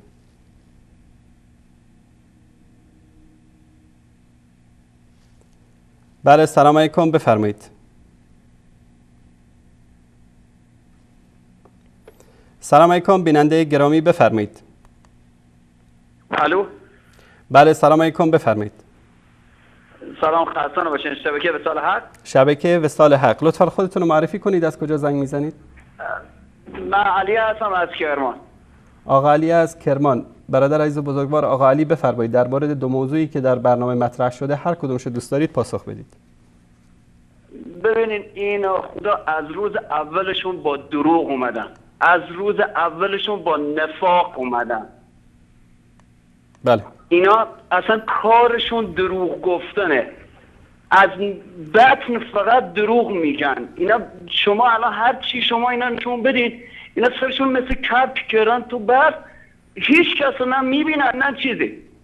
اگر این آقای قزوینی واقعا شهامت داشت، یعنی واقعا پشت خمینی نماز میخونه و شاگرد خمینی هسته، باید اینقدر جرأت داشته باشه بیا لااقل یه دروغش بخواد ثابت بکنه، بگه آقا من دروغ نگفتم، راست گفتم. پس ببینید اینایی که شما نشون میدید مردم اول آگاه میشن. خدا خیرتون بده که اینا رو نشون میدید. الحمدلله. اینا دارن اینجور بین مسلمان‌ها نفاق میندازن، بین مسلمان‌ها دارن تفرقه میندازن. بعدش هم به قول شما هفته وحدت و این حرفا و خرجایی که به قول شما با پول و اینا میان 4 تا مینشونن مسخره بکنه. واقعا این برای ماها چی بگم ننگه که داریم پشت سر این آخوندان نماز میخونیم. یعنی بالفطره من پشت اینا نه نماز میخونم نه به هیچ کدوم اینا اعتقاد دارم. الحمدلله. الحمدلله. علی آقای بزرگوار، الله سبحانه و تعالی به شما سعادت دنیا و آخرت نصیب بکنه. تشکر از شما. خواهش میکنم. واقعا از برنامه‌تون ممنونم. واقعا برنامه‌تون حقیقت رو داره نشون میده بدون یه واو این ور اون ور. یعنی یک دونه حرف شما نه دروغه نه کذبه، حرفتون واقعا درست دارین انجام میدید، راهتون درسته، مردم رو دارین چشم مردم رو به این دروغگوها روشن میکنید که خدا به شما اجر آخرت بده. ما بیننده ها فقط میبینیم و یاد میگیریم که چه کسایی دارن مسلمونا رو به هم میندازن. خدا شما اجر آخرت به شما بده. آمین. و بر شما همچنان. تشکر برادر بزرگوار. تشکر از شما. سلامت باشین آقای انصاری. خداحافظ. خداحافظ شما. تشکر از شما. سلام به این برادر عزیز گرامیمون از کرمان و همه برادران و خواهران کرمانی. این کلیپ آماده است، کلیپ توهین هایی که آقای شریفی نماینده آیت الله قزوینی در طول گفتگو با من کردن. حالا کلیپ هایی رو گرفتن و ادعا کردن که بله به ما توهین شده و حطاکی شده. به خاطر همین توهین ها و حطاکی ها ما نمیخوایم در شبکه ولایت این گفتگو رو پخش بکنیم. به خاطر توهین ها و حطاکی ها نیست. اول اینکه به خاطر این اخلاق نماینده خودشون هست، ثانیاً به خاطر افتضاحی که نماینده ایشون به بار آورده در این گفتگو. با هم ببینیم. آقا چرا حرف منو قطع می‌کنید؟ تو قول ندید 5 دقیقه ساکت باشی. اگر که چپ و راست رفتی من گفتم که من قطعت میکنم. خائنی هستی که تو حرف می‌زنی تا وقتی می‌فهمی. فحاشی نکن. منافق و خائن رو بینندگان عزیز میشناسن. چرا 5 دقیقه من قطع کردی؟ چرا اصلا قطع کردی؟ آقا در چارچوب موضوع صحبت بکن. دقیقاً تو موضوعه. من دارم موضوع رو مشخص می‌کنم. یک نص از امام ذهبی بیار که گفته باشه محمد ابن اسماعیل بخاری ثقه نیست. بسم الله. بله دوستان عزیز، این در شروع مناظره، در شروع گفتگو به من میگه خائن منافق، حرف من رو قطع نکن. تا اون لحظه من یک کلمه به این چیزی نگفته بودم. تازه داشتیم شروع میکردیم صحبت میکردیم. آقا در مورد این دروغی که آیت الله قزوینی گفته شما یک نصی بیار. خیلی راحت. حالا در لحظات پایانی برنامه من انشاءالله مطالب دیگری هم نشون خواهم داد از دفاعی که اینا کردن از این گفتگو. هیچی من نگفته بودم. شروع برنامه هنوز یعنی وارد بحث نشدیم میگه آقای اصلاح دزد منافق، خائن منافق. حالا بقیه توهین ها رو میبینید. ما میتونستیم این کلیپ ها رو بگیریم همون روز اول پخش بکنیم بگیم دنیا یا ایان ناس ببینید که اینا چقدر حتاکن. نه، ما کلیپ کامل رو چندین مرتبه در بعضی از روزها 3 مرتبه از شبکه پخش کردیم. بیننده منصف شیعه و سنی خودش قضاوت میکنه. ادامه این رو ببینید. یک نص از امام ذهبی بیار که گفته باشه محمد ابن اسماعیل بخاری ثقه نیست. بسم الله. ساکت باش آقا روزه ساکت باش گوش کنم. هم نفاق تو نشون بدم، هم کذب تو، هم دروغگویی تو، هم دزدی. بینندگان میگه هم نفاق تو، هم کذب تو، هم دروغگویی تو، هم دزدی تو. این کمال ادب و احترامی است که این آقا داره صحبت میکنه و در ایمیلی هم که حالا برای من فرستادم براتون میخونم ادعا کرده که بله ما خیلی با تربیت بودیم و خیلی مؤدب بودیم و شما حتاکی کردید به ما.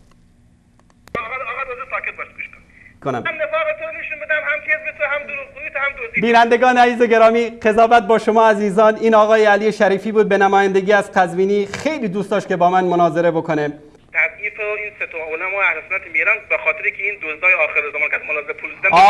آقای علی شریف فرار نکن، قضیه ملازاده رو مطرح نکن. آقای علی شریفی شما مرد هستی، از استاد دروغگو دفاع بکن.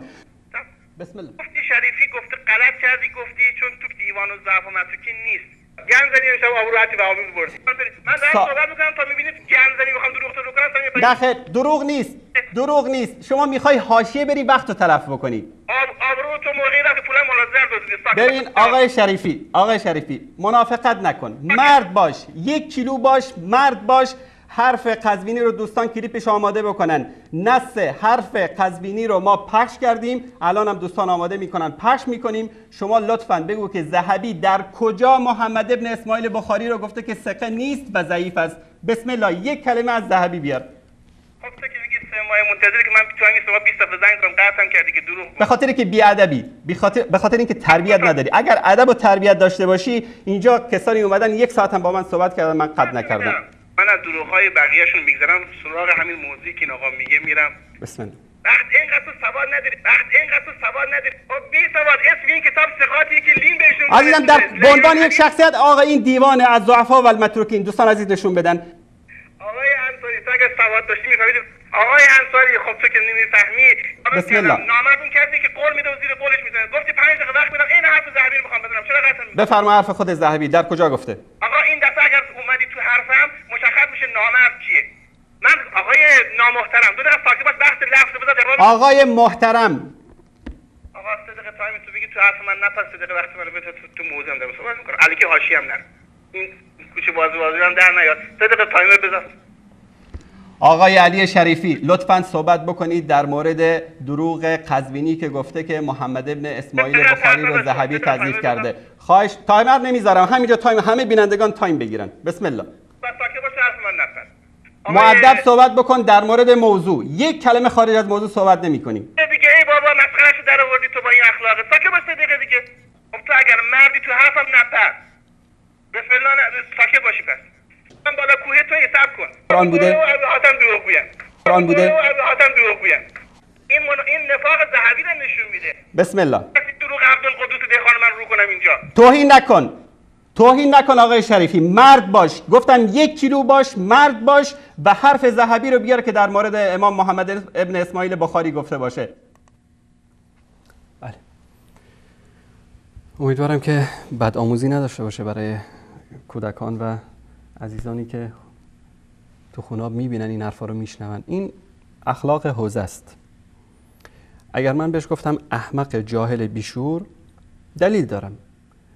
1/2 ساعت کامل دوستان بارها مناظره رو دیدن، 1/2 ساعت کامل رو شخصیت 3605 کتاب دیوان ضعفا و المتروکین من نص رو میخونم، ترجمه میکنم. این آقا، من نمونه از حرفاشو نشونتون میدم، بس یعنی مجبورم میکنن که من بیارم بعضی چیزا رو نشون بدم، گرچه من دوست نداشتم و عادت ما هم نیست که این موضوعات بحث اینجوری رو بگیریم قطع و برید بکنیم. حالا یک کسی دروغی میگه چیزی، من فقط قسمتی از این مطلب رو خدمت شما بزرگواران میارم که چطور این شخص میاد و در مورد یک مطلب که افعال تالین، همین رو دوستان توجه بکنن که در مدت تقریبا 2 دقیقه و خورده ای هست. یک مطلب رو مسئله افعال تالی دوستان اینو بذارن. تسمى مسئله افعال تالین. مسئله افعال تالین یعنی چی؟ اصلا هر چی که تو مسئله افعال تالین یعنی چی؟ فرار نکن آقای شریفی. افعال تالین یعنی چی؟ موضوع این نیست. و تسمى مسئله افعال تالین. افعال تالین یعنی چی؟ دوستان زوم بکنید روی این قضیه. افعال تالین هر چی که هست. افعال تالین هر چی که هست. افعال تالین هر چی که هست.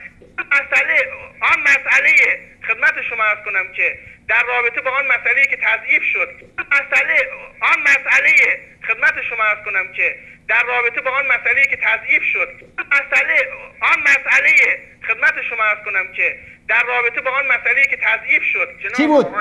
چی بود؟ افعال تالین بخون چیه؟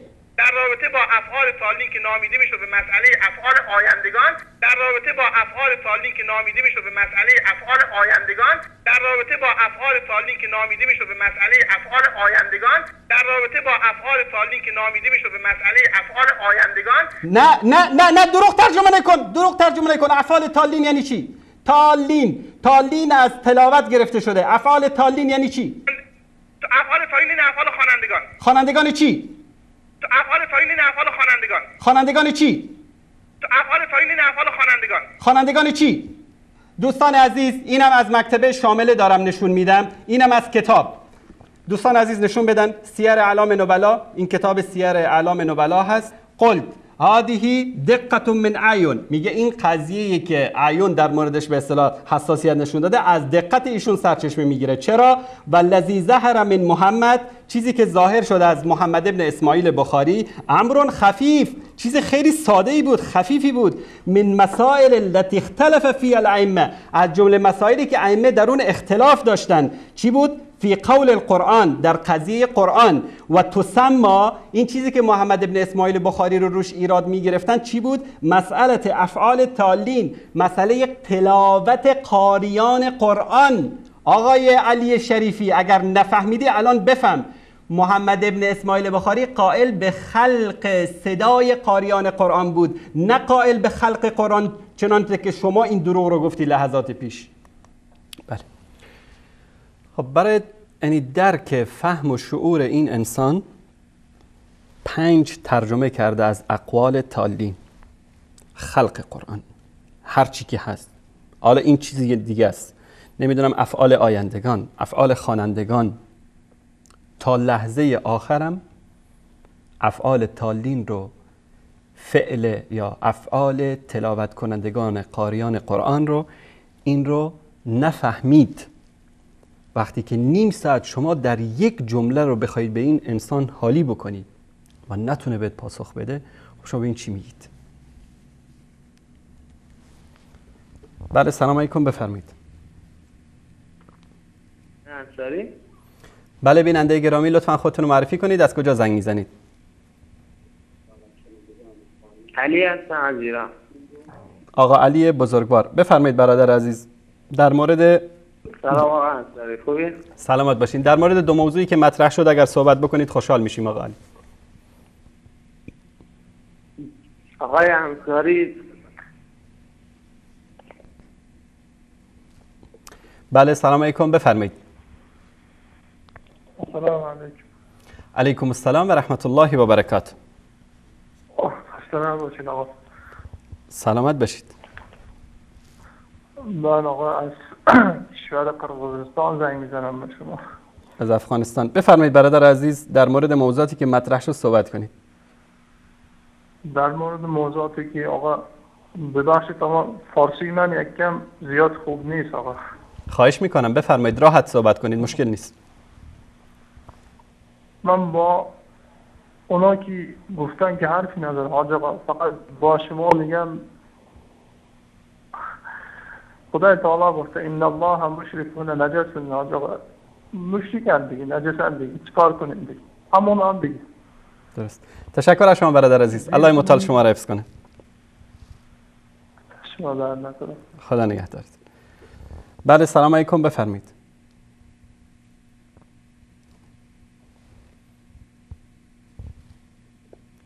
سلام علیکم بیننده گرامی، بفرمایید.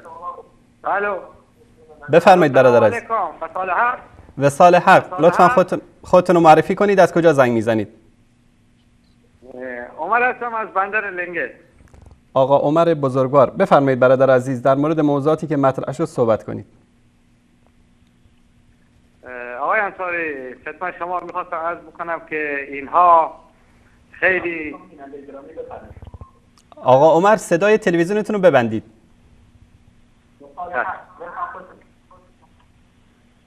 میخواستم بگم که اینا خیلی کوچیکتر از این هستن که با قدرتمند مثل آقای انصاری میخواهن. بله بفرمایید آقا عمر، صدا شما داره پخش میشه. خب تماس آقا عمر قطع شد. بله سلام علیکم، بفرمایید. الو سلام علیکم. علیکم السلام و رحمت الله و برکات. خوش میگذره. الحمدلله. میشه خودتون رو معرفی کنید، از کجا زنگ میزنید؟ من محمد هستم از دروزن. دروزن. آقا محمد بفرمایید. ایران. بفرمایید. آقا محمد صدای تلویزیون رو ببندید، از گوشی تلفن صحبت کنید. صدای تلویزیون بسته است. بفرمایید.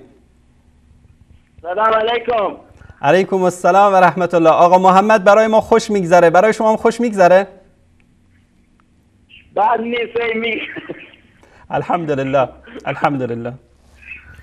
بارون الحمدلله. امیدواریم که همیشه شاد و خندان باشید در زندگی آقا محمد. تشکر از شما. بله سلام علیکم، بفرمایید.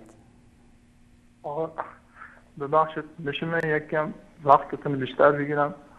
خودتون رو معرفی بفرمایید، از کجا زنگ میزنید؟ من از کشور قرقیزستان زنگ میزنم. اسم من اولماس از ساجاقا. بفرمایید برادر عزیز و گرامی از قرقیزستان، بفرمایید. ساجاقا ببخشید من زندان از اینا 7.5 سال بودم. درست. 416 روز تو انفرادی بودم. بله. بعد حاج آقا امروز که من آزاد شدم 2 سال شد. الحمدلله. من امروز میخوام علیه اینا شکایت کنم، نمیدونم کجا باید شکایت کنم. من اینا زندانم کردن، ویزا داشتم، پاسپورت داشتم، اما من از کجایی که چیزهایی که گفتم من پاسپورتم تقلبی بوده، ویزام نمیدونم چی بوده.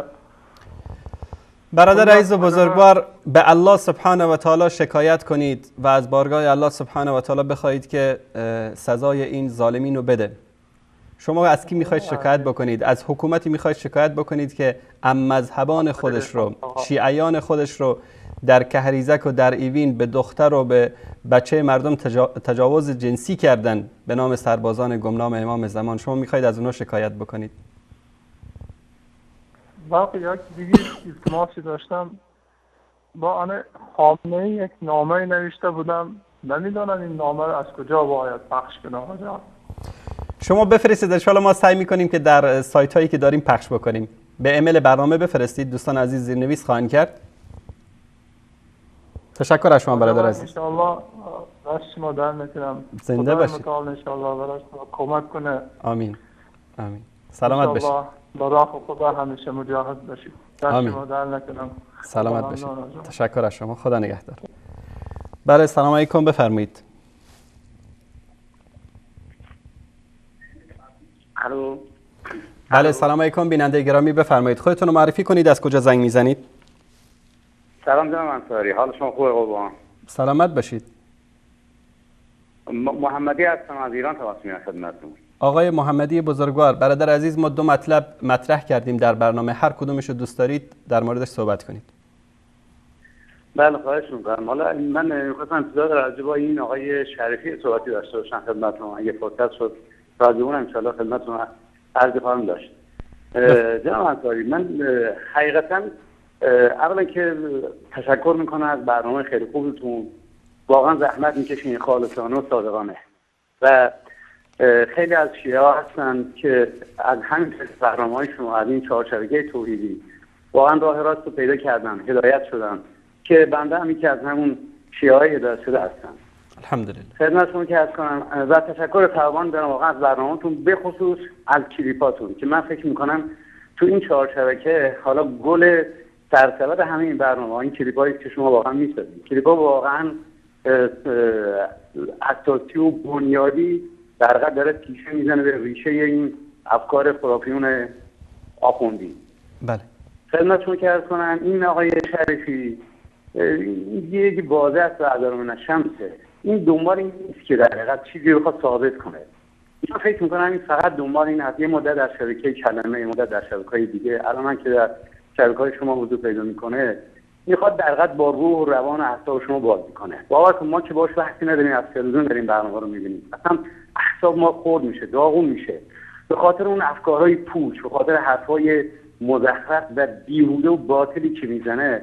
من فکر میکنم تا یه حدی بعد این عاقل موفق میشه، در حقیقت میاد و اعصاب شما راه میره. خیلی عذر میخوام از واژه استفاده میکنم، شما رو عصبانی میکنه، ناراحت میکنه. بعضا ممکنه شما هم به حسب انسان هستید، شما که معصوم نیستید، اما یه چیزی دیگه اصلا در شأن شما نیست. واقعا شأن شما کجا و شأن آدم مثل شریفی کجا؟ اینه که من اصلا از شما خواهش میکنم، صدا میکنم اصلا چون راه نری تو برنامه. به خدا اصلا در شأن هیچ کسی از بنده‌های موحد نیست، چه برسه آدم‌های خوب و وارثه مثل شماها. اصلا در شأن شما نیستی باشون حرف بزنید. من فکر میکنم اصلا ایشون به محض شمارشون دیدین اصلا قطع کنید، کات کنید، باور کنید. حالا این حرف نمیدونم حرف خوبی هست بزنم، نمیدونم واقعا. اصلا من احساس میکنم اصلا این شما آدم نجسیه، اصلا با ایشون حرف نزنید. اعصاب همه خورد میکنه. و همین به جای همین بحثی که اون مثلا نیم ساعت با ایشون صحبت میکردیم، 2 تا تفسیر از آیات قرآن خودتون زبان خودتون داشته باشین، بسیار موثر خواهد بود. اونی که دنبال هدایت باشه، دنبال حقیقت باشه، در حقیقت از طریق همین برنامه راه حقیقت رو پیدا میکنه و در حقیقت هدایت میشه. هدایت هم دست خداست. شما وظیفه بیشتر از این ندارین که بخواید با داد و فریاد در یه ایشون آدمی داد بزنید که شاید حالا ایشون آدم بشه. نه، خب نمیخواد بشه، نشه دیگه. این کارش نمیشه کرد. هدایت دست من و شما نیست، دست الله متعال هست. من اصلا این تقاضا دارم که اصلا ایشون راه ندی واقعا به این برنامه‌ها. چشم. این یک موضوع که فرمودی. خب این از واضحات بیاد است. هر کس یک نگاهی به اون تفکرات و در کتاب‌های آقای خمینی و هر در حقیقت از این بزرگان اهل تشیع نگاه اندازه، میدونه که اصلا بر اساس اولا که بر اساس اصلا هیچ مستنداتی صحبت نکردن و حتی راجع به اون چیزایی که نوشتن و از در حقیقت خرافه و خودعبلات که خودشون نوشتن، حتی راجع به اون اصلا فکر نکردن. این از زمان دیگران نوشتن. حتی لحظه این که می‌نوشتن یک لحظه اصلا به خودشون اجازه ندادن که فکر کنن، یا اینکه واقعا فکر کردن، نخواستن چیزی رو بفهمن، نخواستن چیزی رو دست بدن و همونجور این تکرار کردن. دقیقا همینطور هستش. همین بنیانگذار به تمام صحابه، به حضرت عایشه ام المؤمنین توهین کرده و این توهین‌ها و اهانت‌ها هم کرده. و الان ایشون میشه بنیانگذار هفته وحدت. خب این چیز مسئله هستش که همه میدونن، اونها انسان‌های آگاه و عاقل میدونن و اصلا شاید این دیگه از درون شمس نیاز نیست که راضی مثلا صحبت کنم.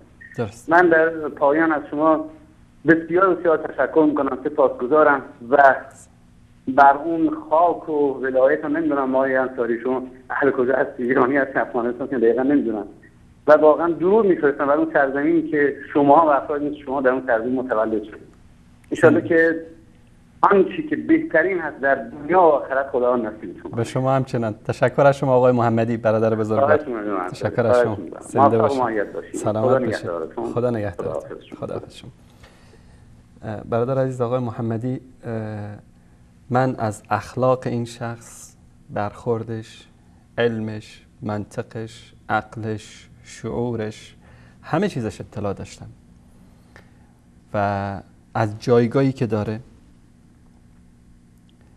برای نمونه شما اگر میخواهید بدونید که علی شریفی در نزد شبکه ولایت و آخوندهایی که در اونجا هستن چه ارزشی داره، شما میتونید به این کلیپ مراجعه بکنید که این آخوندا این شخص رو دوم خودشون هم حساب نمی کنن. ببینید با همین کلیپ. ما باز هم تاکید میکنیم ما یک درجاتی برای شیعیان قائل هستیم، یک درجه مرجعیتی که از همه بالاتره. بعد اون درجه اساتید ما هستند و مجتهدین گران قدرت الله دکتر حسینی قزوینی و امثالهم. مرحله بعد از اونها ما به عنوان کوچکترین شاگردان اونها باز ما یک سری شاگردای طلبه‌ای داشتیم که اونها باز مرحله بعد ما و خب در مرحله خب طلبه‌ها وارد این بحث‌ها معمولا نشدن، الان دارن دوره آموزشی می‌بینن و خیلیشون هم هستن متخصص این بحث‌ها هستن. مرحله بعد باز دانشجوهایی هستن تو این زمینه کار کردن. مرحله بعد آقای شریفی نه دانشگاهی بوده نه حوزه‌ای بوده و حتی از پس آقای شریفی هم اینا بر نمیان. بله این جایگاه ایشون است اون شبکه. مگر ما با شریفی بحث کردیم؟ مگر ما قرار بود که با این شخص موضوعی رو که اعتقادات شخصی این طرف باشه مطرح بکنیم؟ ایشون رو جناب دکتر حسینی قزوینی به عنوان نماینده خودشون تعیین کردن و گفتن که شکست ایشون شکست ماست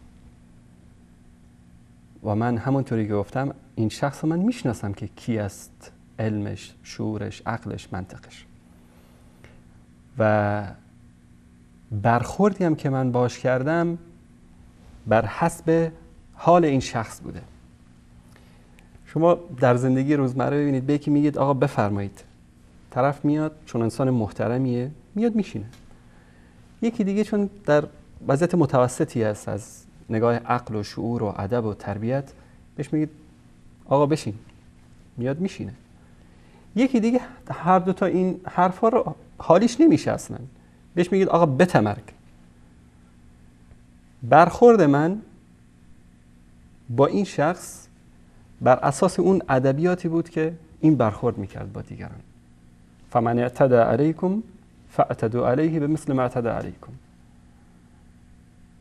غیر از این لغت دیگر رو این آدم متوجه نمیشه. با وجود این شما دیدید به من میگه آقای نامحترم، من میگم آقای محترم شما بیار یک مطلبی در مورد این دروغ استادت عنوان بکن. و آقای محمدی برادر بزرگوار شما خاطرتون جمع باشه، ایشون تا اینکه استادش نیاد و از دروغش دفاع نکنه، قزوینی رو منظورم هست، گرچه قزوینی هم لیاقت اینو نداره که تو این شبکه بیاد با امثال ماها صحبت بکنه. و حتی بارها من گفتم اگر مجبور نمی شدیم که چهره این آخوندا رو نشون بدیم خدمت شیعیان عزیز و برادران اهل سنت و دروغ‌های اینا رو افشا بکنیم، هرگز چهره‌های منحوس اینا رو نمی آوردیم رو آنتن و در شبکه پخش نمی کردیم.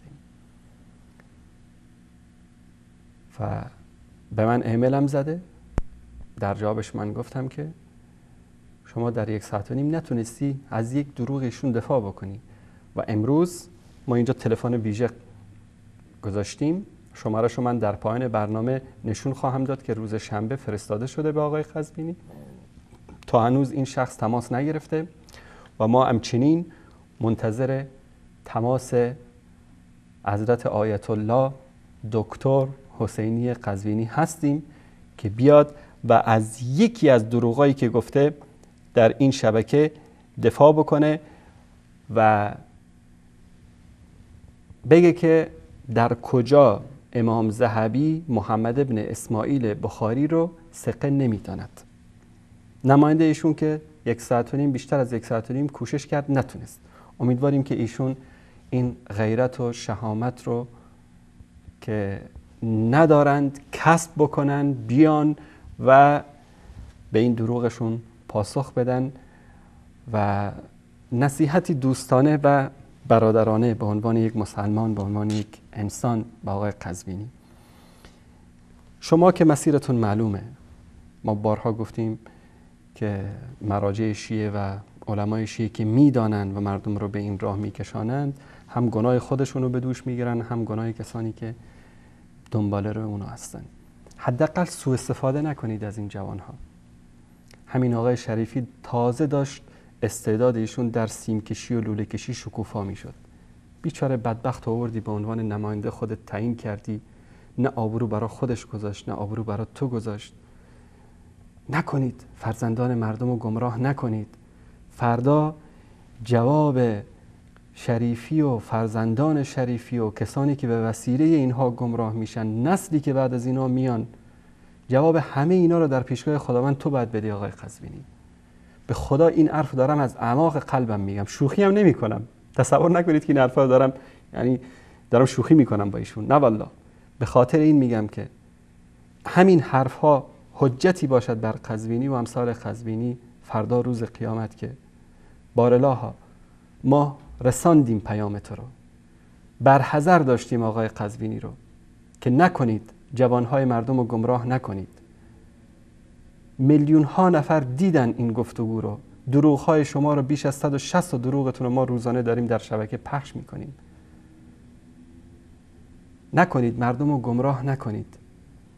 اگر کسی به وسیله شما هدایت میشه، روزه و نماز و زکات و حج و همه اعمال نیکی که انجام میده، نسخه کپی از این اعمال در میزان حسنات شما در روز قیامت خواهد بود. بینندگان عزیز، و کسی که سبب گمراهی کسی بشه، نسخه ای از گناهان و اعمال زشتی که این شخص انجام میده بر کارنامه اعمال اون کسی که سبب گمراهی این شده در روز قیامت خواهد بود و محاسبه خواهد شد این شخص.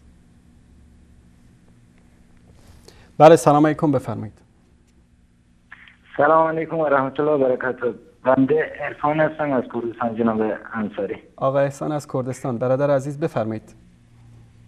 حال شما خوبه برادر بزرگوار؟ سلامت باشید، الله مطالب ستون کنه. صحبت کنم شما و تمام دوستان در دوران شبکه وصال هست. سلام.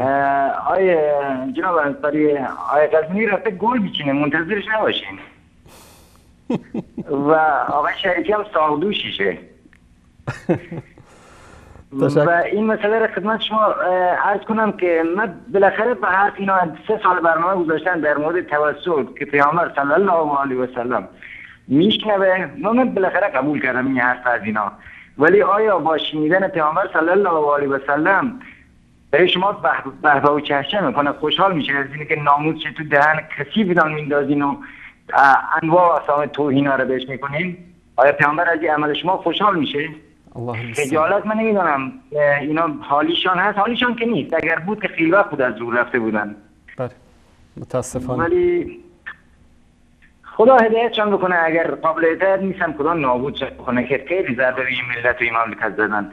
زنده باشید. آقا احسان بزرگوار، این روزا هفته وحدت است. هفته وحدت چه دستاوردی برای کردستان داشته در این 30 و چند سال؟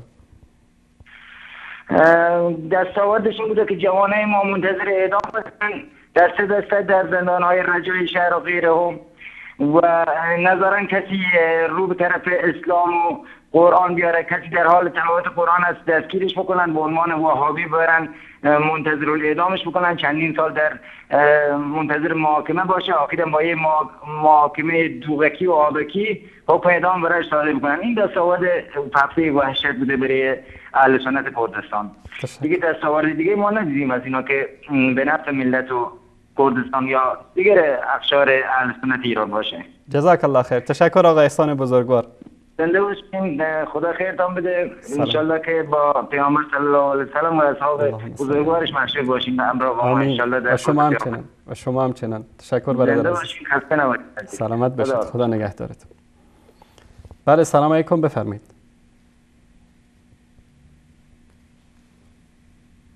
سلام علیکم، بفرمایید. سلام علیکم بیننده گرامی، بفرمایید.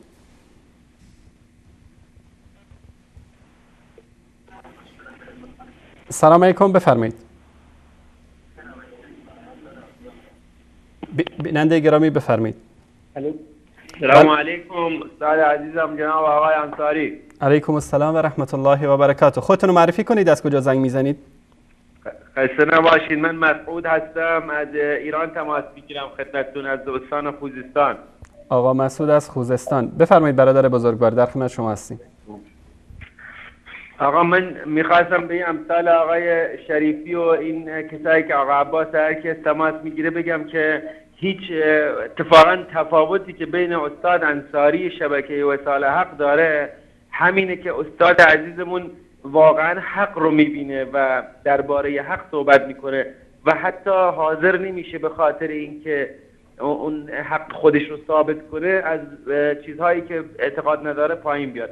من این رو بارها دیدم که نه تنها شما رو نمیشه با این قزوینی و امثال هم مقایسه کرد که حاضرن هر چیزی بگن، حتی از اعتقادات اسلامیشون برگردن به خاطر اینکه بگن مثلا به یه نتیجه‌ای برسن که خودشون رو اثبات کنن، بلکه شما حتی من میگم با دعوتگرای دیگه عزیزمون که وجود دارن هم تفاوت دارید. واقعا این رو دارم. آقای مسعود، آقا مسعود بزرگوار، آقا مسعود یک سوال بکنم از شما مدتی پیش در برنامه منبر وصال به اسم عبدالرحیم از کردستان تماس گرفته بودید.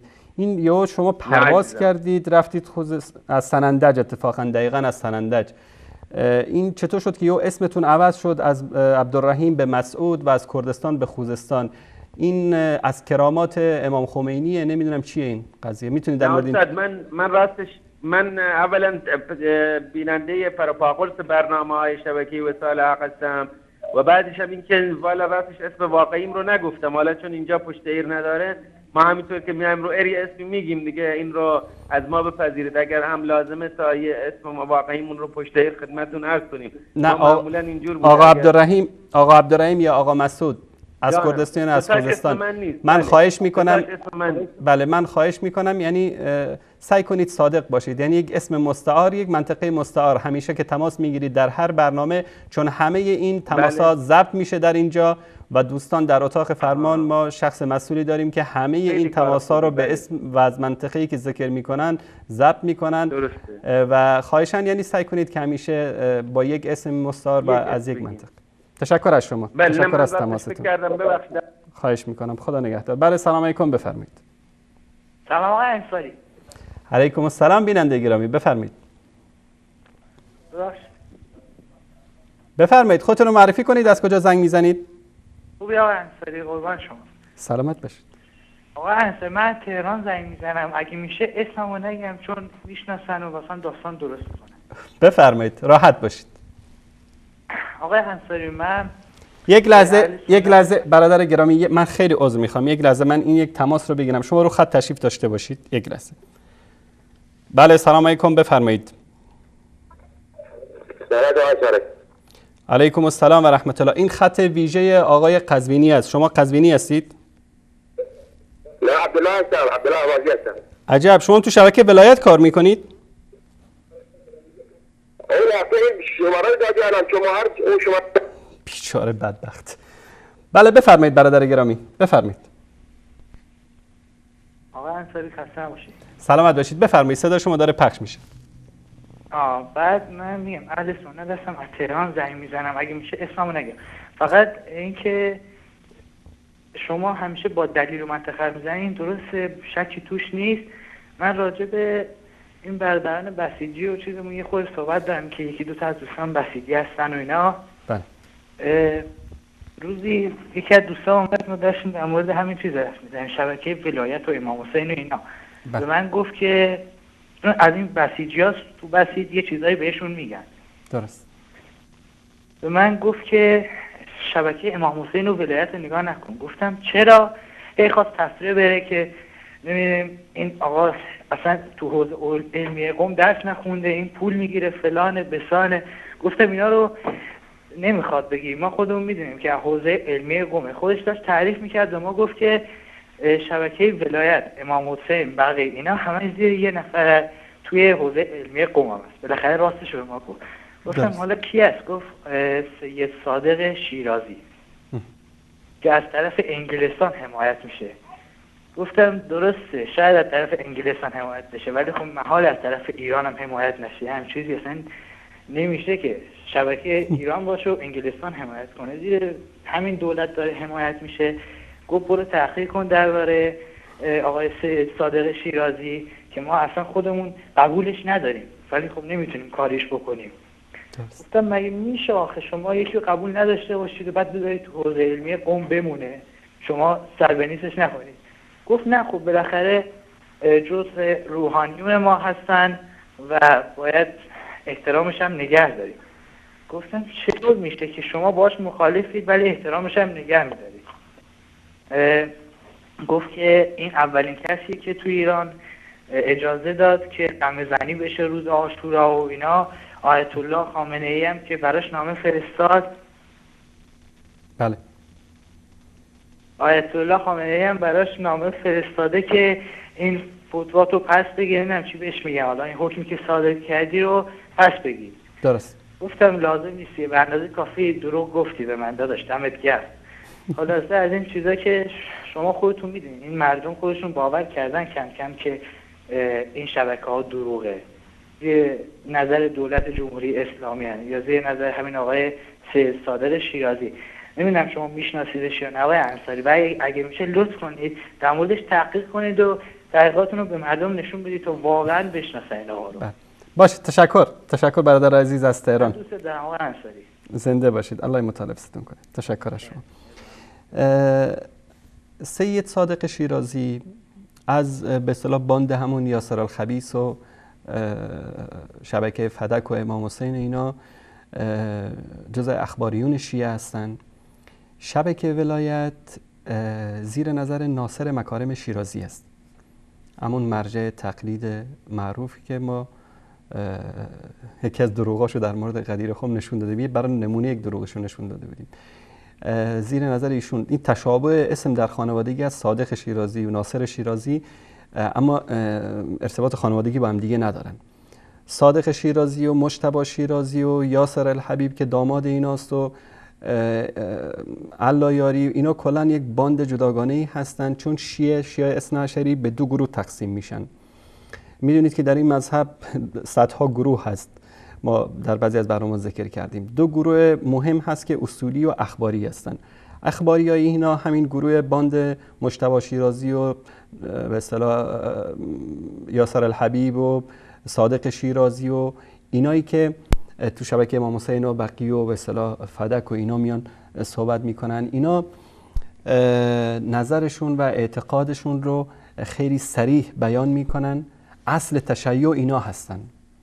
گروه دیگر اینا که اصولی بهشون میگن ناصر مکارم شیرازی و خامنه‌ای و این جماعت دیگری که هستن، خمینی و اینا، نفاقشون بیشتر است نسبت به اونا. اینا اون باطنشون رو پنهان میکنن، چیز دیگری ظاهر میکنن و اختلافات زیادی دارن. در یکی از اختلافاتشون همینه که این گروه اصولی میگن که در اصول کافی احادیث ضعیف وجود داره. اونا میگن که کسی که یک حدیث از اصول کافی رو رد بکنه کافر و نجس است. و همچنین در مورد مجلسی و در مورد کتابش بهارالانوار آرای متفاوت دارن. بله، سلام علیکم. بفرمایید. شما آقای قزوینی هستید؟ آقای انصاری الان آقای قزوینی در شبکه ولایت عربی. بارا بابا تو وقت ما رو نگیر. این همون عبدالله اهوازی است، کارمند شبکه ولایت. تماس گرفته از اون شماره‌ای که ما اعلان نکردیم. من روز شنبه براش پیام فرستادم. آقا عبدالله گوشتو باز کن. من روز شنبه براش پیام فرستادم. عزت و آبرویشون خیلی مهمتر از دروغ گفتن در شبکه ولایت عربی بود.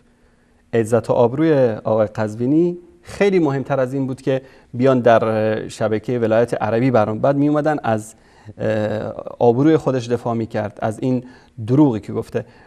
شما زحمت نکش آقای عبدالله اهوازی حقوق بگیر شبکه ولایت، ما تلفن شما رو پاسخ نمیدیم. بله، و اگر که جرأت و شهامت و مردانگی دارید بیایید به آقای قزوینی بگید که بیاد و از دروغاش دفاع بکنه. اگر دوست دارید که در برنامه صحبت بکنید به این شماره زنگ بزنید، به شماره‌ای که برای عموم اعلان شده. ما انشالله صداتون رو پخش خواهیم کرد، به حرفاتون گوش خواهیم داد، مؤدب با اخلاق صحبت بکنید، نه مثل آقا عباس. بله، سلام علیکم، بفرمایید. علیکم. علیکم السلام و رحمت الله. وصال حق. وصال حق، بفرمایید. شرفی هستم از تهران. بفرمایید برادر گرامی، در مورد دو موضوعی که ما مطرح کردیم هر کدومش رو دوست دارید صحبت کنید.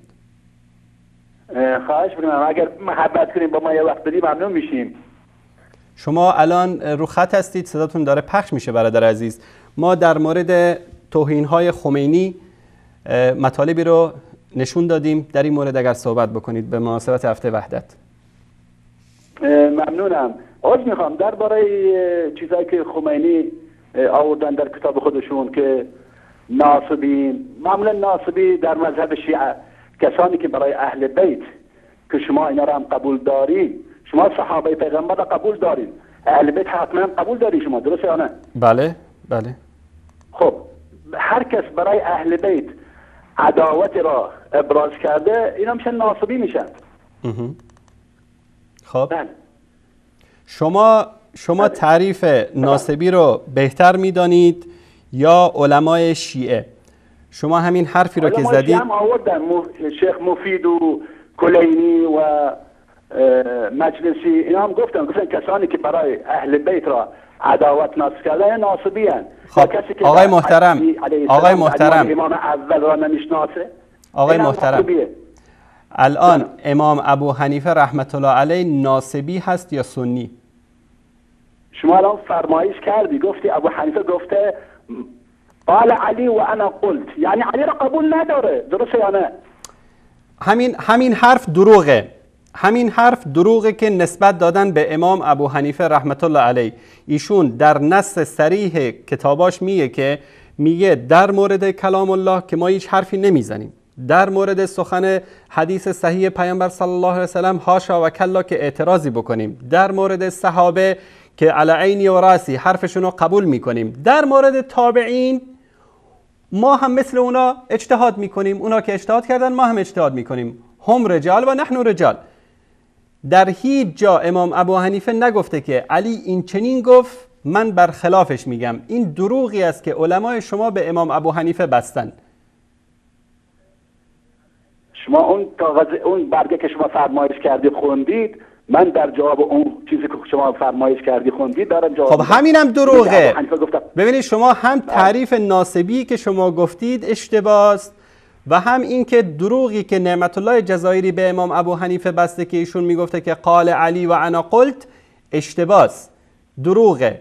امام ابو حنیفه هرگز این حرف رو نزده و ایشون به اندازه دقیق بودن در گرفتن احادیث که حرف صحابی رو بر اجتهاد خودشون، بر آرای خودشون همیشه ترجیح میدادن و اینکه بزرگان شما در کتاباشون دروغ گفتن تقصیر ما نیست، تقصیر خودشونه.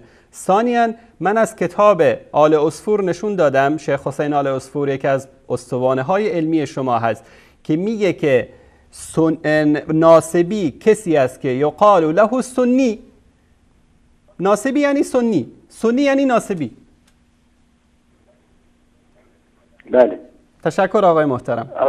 آقای انصاری عزیز، شما حرفای آقای جزائری یه مقدارش قبول داری، یه مقدارش قبول ندارید.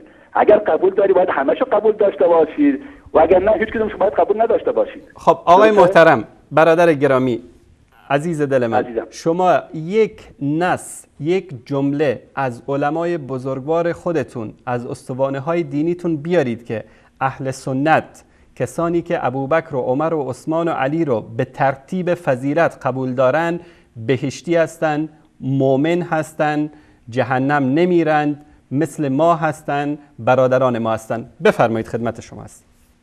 آقای انصاری، عذر میخوام اگر ناراحت نمیشید با ما اجازه بدید ما حرف بزنیم. بفرمایید. در مذهب تشیع اومده که مثلا امامت یک ضرورت از ضرورت دینه. بله.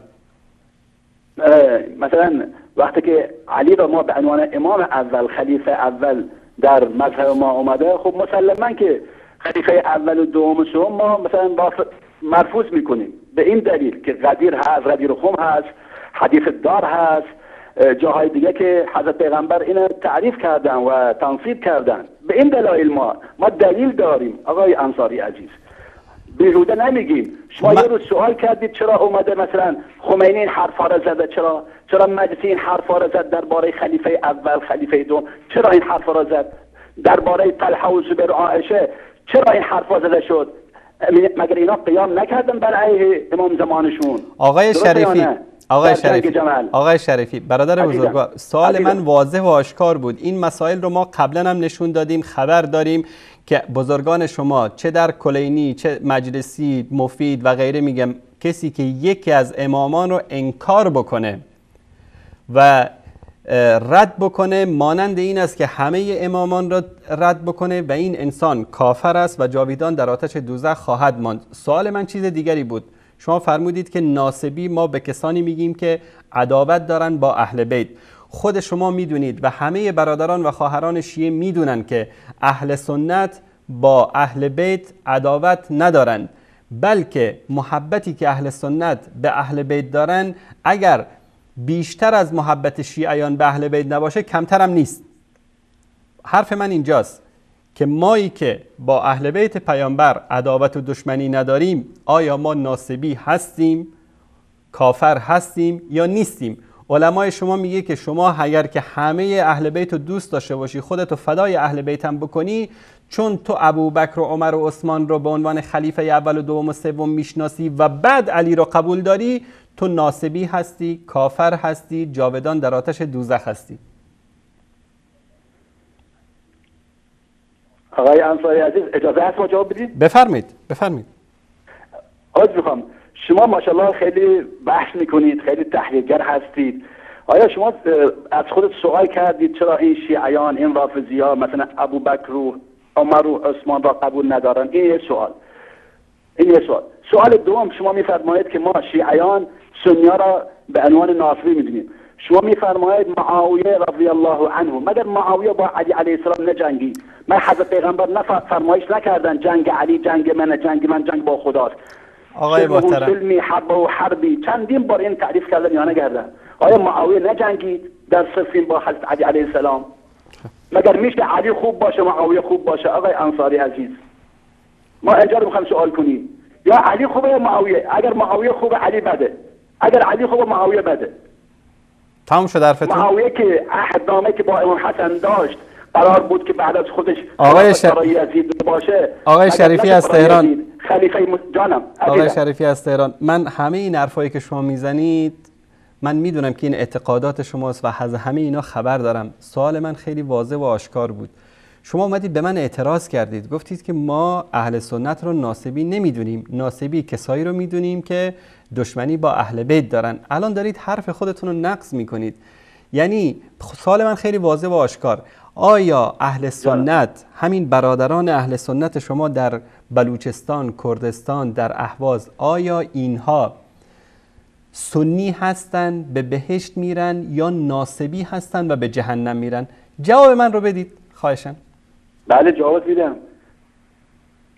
کسانی که ابوبکر و عمر و عثمان را به عنوان خلیفه اول و دوم و سوم میدونن ولی علم ندارن که افضلیت با علی بوده، اینا عادیه، اینا جرمی ندارن، اینا مسلمانن، با ما هستن، یک فرق نمیکنه، هیچ فرق نمیکنه با ما. مسلمان هستن یا مؤمن؟ از روی کی مسلمان هستن یا مؤمن؟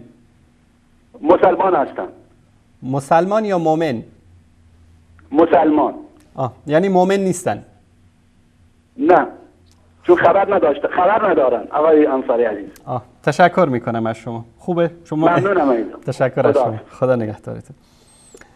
در مورد اینکه میدونید که وقتی که میگن که مؤمن نیستن مسلمان هستن، یعنی تظاهر به اسلام میکنن، منافق هستن و غیر از مؤمنین کسی دیگه وارد جنت نمیشه. این اعتراف صریح هست. در مورد سیدنا معاویه رضی الله تعالی عنه و جنگیشون با امیر مومنان علی ابن ابی طالب شیر خدا رضی الله تعالی عنه، در قرآن کریم ما بارها گفتیم، بازم تکرار میکنیم. الله سبحانه و تعالی میگه و این طائفتان من المؤمنین اقتتلوا، اگر دو گروه از مؤمنین با هم دیگه درگیر جنگ شدن، به این معنی که امکان داره که دو گروه مؤمن با هم بجنگن. وقتی دو گروه مؤمن با هم جنگیدن حتما به این معنا نیست که هر دو کافر هستن یا یکیش کافر است یا اینکه با دیگری می جنگه کافره یا اون که مثلا مجبور به جنگ شده کافره. الله سبحانه و تعالی هر دو گروه رو مؤمن خطاب میکنه. علی هم مؤمن بود، معاویه هم مؤمن بود، اجتهاد کرده بود معاویه. و ما اهل سنت اعتقادمون بر این است که سیدنا علی رضی الله تعالی عنه بر حق بود. بارها گفتیم، بازم تکرار میکنیم، خلیفه مسلمان ها بود و سیدنا معاویه باید امر ایشون رو قبول میکرد. اما اینکه معاویه آیا به خاطر دنیا، آیا به خاطر قدرت، آیا به خاطر شهوت، آیا به خاطر مال و متاع دنیا جنگید یا نه، بنابر اجتهادی که کرده بود در قضیه قاتلین عثمان رضی الله تعالی عنه. این مسئله ای است که ما اعتقاد داریم تلک امتون قد خلت، این امتی است که رفته، لها ما کسبت ولکم ما کسبتم. اونها هر چه کردن برای خود کردن و شما هر چه کنید برای خود میکنید. ولا تسألون عما كانوا يعملون، از شما پرسیده نمی شود که آنها چه کار میکردن. آقای شریفی عزیز از تهران اگر که شما رو در قبر بگذارن نمیپرسن که علی برحق بود یا معاویه برحق بود، میپرسن خدای تو کیست، پیامبر تو کیست، کتاب تو چیست، از اینا میپرسن، از عباداتتون، از نماز و روزه و زکات و حجتون میپرسن. اینا اصلا به ما مربوط نیست که اینا چیکار کردن. آره گاهی اوقات ما بحثای تاریخی میکنیم، حدیثی میکنیم، وارد تفاصیل میشیم. باور کنید هر موقعی وارد این تفاصیل شدم من خودم احساس گناه کردم که چرا ما بیاییم مسائلی رو مطرح بکنیم که امتهایی بودن گذشتن، هر چه کردن برای خودشون کردن، اگر گناهکار بودن، بیگناه بودن، پیش خداوند خودشون جواب میدن. آیا بررسی و موشکافی و نبش قبر کردن دردی از مشکلات امروز مسلمان ها رو دوا میکنه؟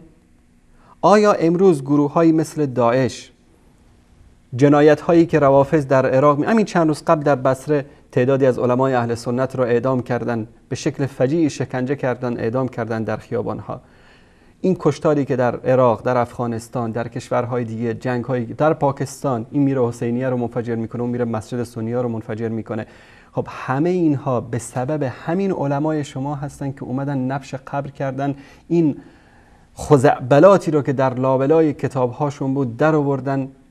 همون حرف کمال حیدری که من هفته گذشته پخش کردم که میگه که وجود گروه های مانند داعش سببش همین خزعبلاتی است که در کتاب ها وجود داره. وقتی که شما به امام ابو حنیفه میایید بهش میگید که اخبث من الکلاب و الخنازیر، خبیثتر از علیاذ بالله، خبیثتر از خوک ها و سگ ها، یعنی توقع دارید که حنفی مسلمان به شما شیعیان به دید برادر ببینه؟ خب همین مسائلی که شما آوردید در کتاباتون خلاف وحدت است. بردارید. یک عالم شیعه اومده گفته که خمینی چرا در کتاب الطهاره خودش گفته که عایشه و طلحه و زبیر نجستر هستن از خوک ها و سگ ها؟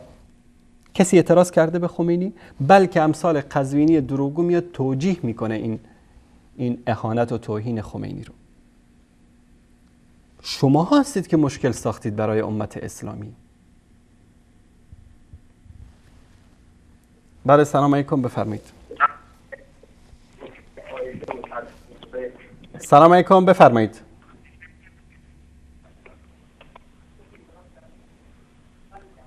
سلام علیکم، بفرمایید. سلام علیکم بیننده گرامی، بفرمایید.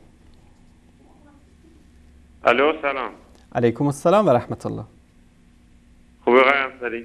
سلامت باشید. خودتون رو معرفی کنید، از کجا زنگ میزنید؟ عبدالله هستم از ایران. آقا عبدالله بزرگوار از ایران. برادر عزیز، ما دو موضوع مطرح کردیم، دعای شرکی و همچنین توهینایی که خمینی کرده به مقدسات اسلام. هر کدومش رو دوست دارید در موردش صحبت کنید.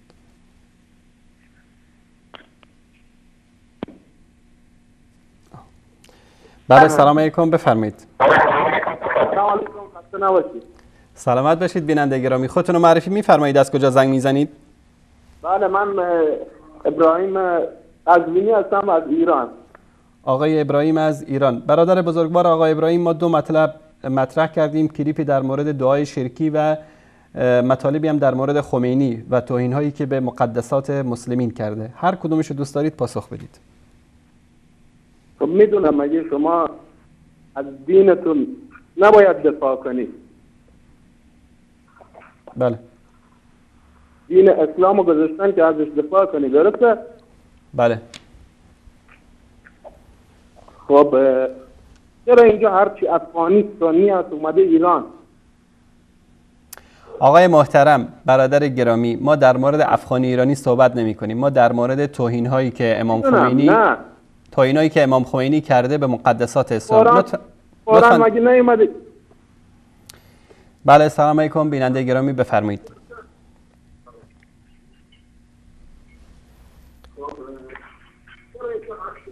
بله، سلام علیکم بیننده گرامی، بفرمایید. الو. سلام علیکم، بفرمایید. سلام. علیکم السلام و رحمت الله. سلامت باشید. لطفاً صدای تلویزیونتون رو ببندید. بفرمایید. خوبی؟ خوش الحمدلله. الحمدلله، زنده باشید. خودتون رو معرفی بفرمایید. از کجا زنگ میزنید؟ ما از ایران آقای انصاری. بفرمایید برادر گرامی. ما 2 تا کلیپ پخش کردیم، 2 تا موضوع. هر کدومش رو دوست دارید صحبت کنید در موردش. آقای انصاری جان. من زنگ بزنم به سلام کنم خدمت شما و از شما تشکر میکنم. من که موضوع برام نداشتم، برای زنگ زدم. تشکر از شما برادر گرامی. الله متعال حفظتون کنه. تشکر از تماستون. الو، چون آقای انصاری جان بفرمایید. بله، سلام علیکم بیننده گرامی، بفرمایید. الو. سلام علیکم، بفرمایید. سلام. من کلیپ امام خمینی رو ندیدم، دوباره میخوام ببینم. بله، خمینی به پیامبر صلی الله علیه و آله و سلم میگه ترسو و میگه که اون خدایی که عثمان و معاویه و یزید رو به عنوان پادشاهان یا به عنوان خلفا تعیین بکنه، ما اون خدا رو قبول نداریم. و همچنین به حضرت عایشه و حضرت طلحه و حضرت زبیر میگه که اینا از خوکها و سگها هم خبیث‌تر هستند.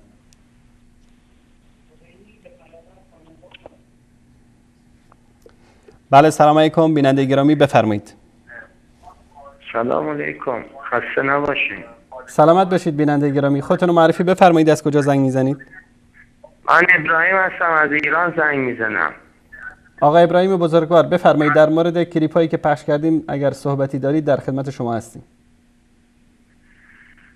به نام خدا، ابراهیم هستم. بسم الله الرحمن الرحیم. من درباره کلیپ هایی که شما پخش کردین من صحبتی ندارم. چند شب پیشم به شما یه تماسی گرفتم، صداتون رو نداشتم. گفتم که برادر گوشم شما دارین صحبت میکنید، شما برگشتی گفتی برو گوشت درست. بله، سلام علیکم، بفرمایید. سلام علیکم. علیکم السلام بیننده گرامی، بفرمایید. خوبی شما؟ سلامت باشید بیننده گرامی. خودتون رو معرفی کنید. از کجا زنگ میزنید؟ من عبدالله هستم از کردستان عراق. آقا عبدالله از کردستان عراق، بفرمایید برادر گرامی. من یه پیامی داشتم برای جوانای چه سنی و چه شیعه و چه مسیحی و من خودم راستش تازه توبه کردم. درست. سنی که هستم ولی نماز نمیخوندم. درست. اونم یه مولایی اومد، یه بزرگواری بود، یه حرفی زد که روم تاثیر گذاشت. میخواستم من به همون حرف رو به جوونا برسونم که بدونم. درست. یک لحظه آقا عبدالله، یک لحظه رو خط باشید. یک لحظه فقط، یک لحظه فقط. بله، سلام علیکم. خط ویژه آقای قزوینی، بفرمایید. سلام علیکم. علیکم السلام. برادر گرامی، این خط ویژه آقای قزوینی هست. شما به این شماره‌ای که رو صفحه تلویزیون نه، یک شماره دیگری بود که هفته گذشته زیرنویس شده بود. ما شماره این تلفن خواهش میکنم به این تلفن زنگ بزنید. بفرمایید آقا عبدالله گرامی، بفرمایید.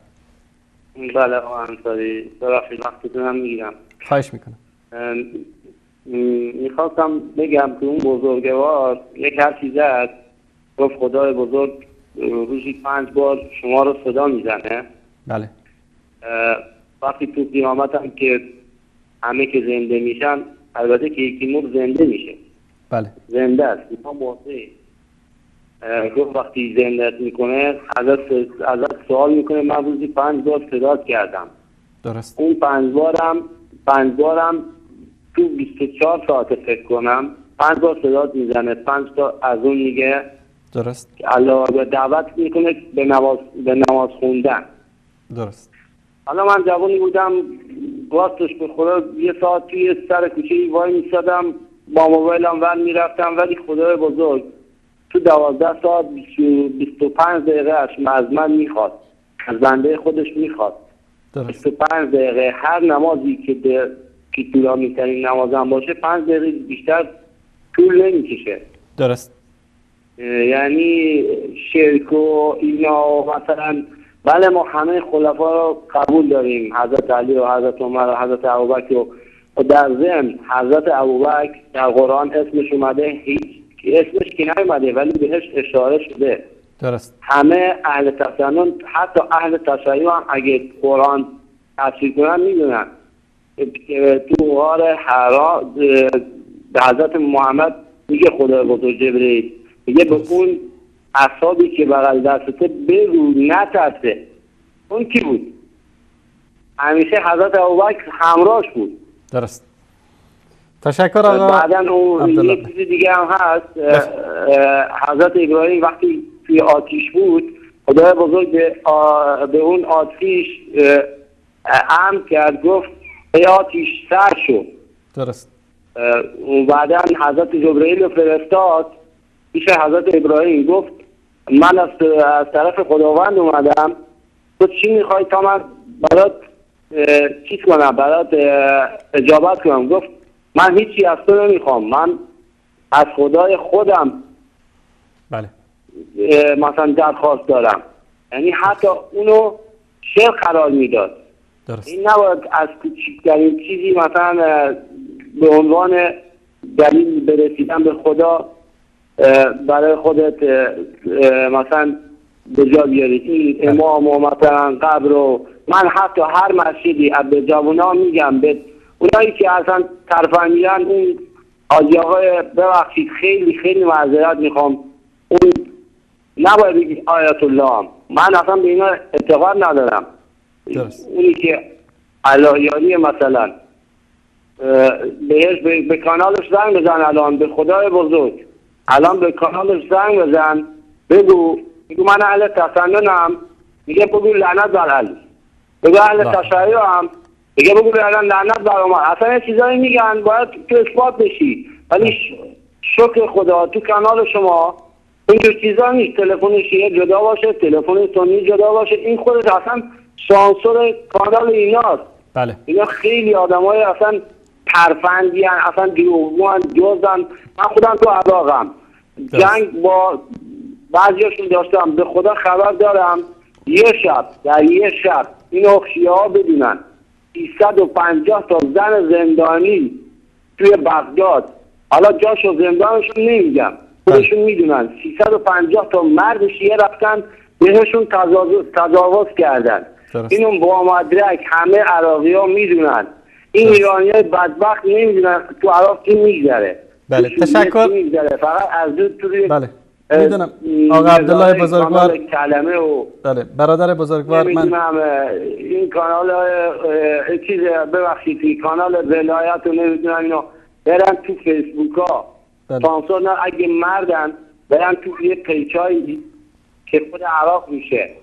من تشکر میکنم آقا عبدالله بزرگوار برادر عزیز. بله تشکر از مطالب مفیدی که ارائه کردید. وقتتون هم گرفتم. الله مطالب ستون کنه. هم نمیخواستم بگم که تشکر از شما. نه مرقد و نه قبر و هر مسجدی هم قبر توش باشه حرام مطلقاً توش نماز بخونی. درست. اینو تشکر از بزرگم خودش میفرماید. بله تشکر از شما. الله مطالب ستون کنه. الله مطالب ستون کنه.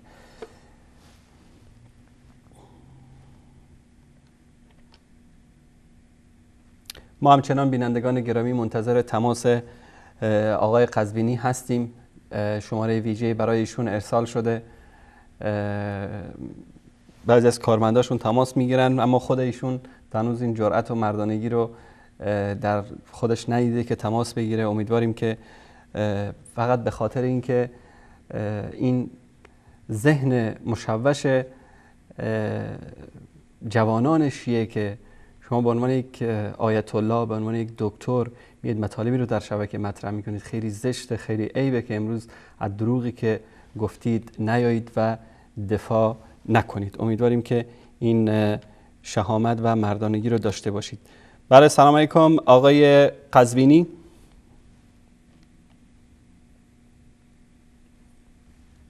بفرمایید. اگر شما آیت الله قزوینی هستید لطفاً در مورد دروغی که گفتید در مورد امام بخاری بیاید این دروغتون رو اصلاح کنید.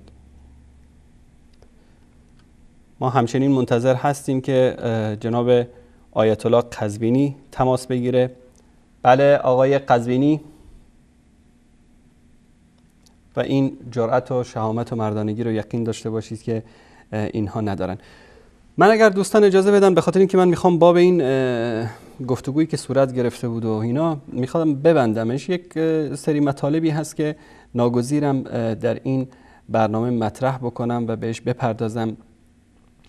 از دو شب بعد از اون گفتگویی که صورت گرفته بود و قزوینی هم اومد و گفت که بله اینا مطالبی رو مطرح کردن و شریفی زنگ زده و تماس گرفته و آقای ابوالقاسمی میاد و در روز سه‌شنبه، یعنی سه‌شنبه هفته گذشته، در مورد این مناظره صحبت میکنه و در شبهاتی که مطرح شده رو جواب میده.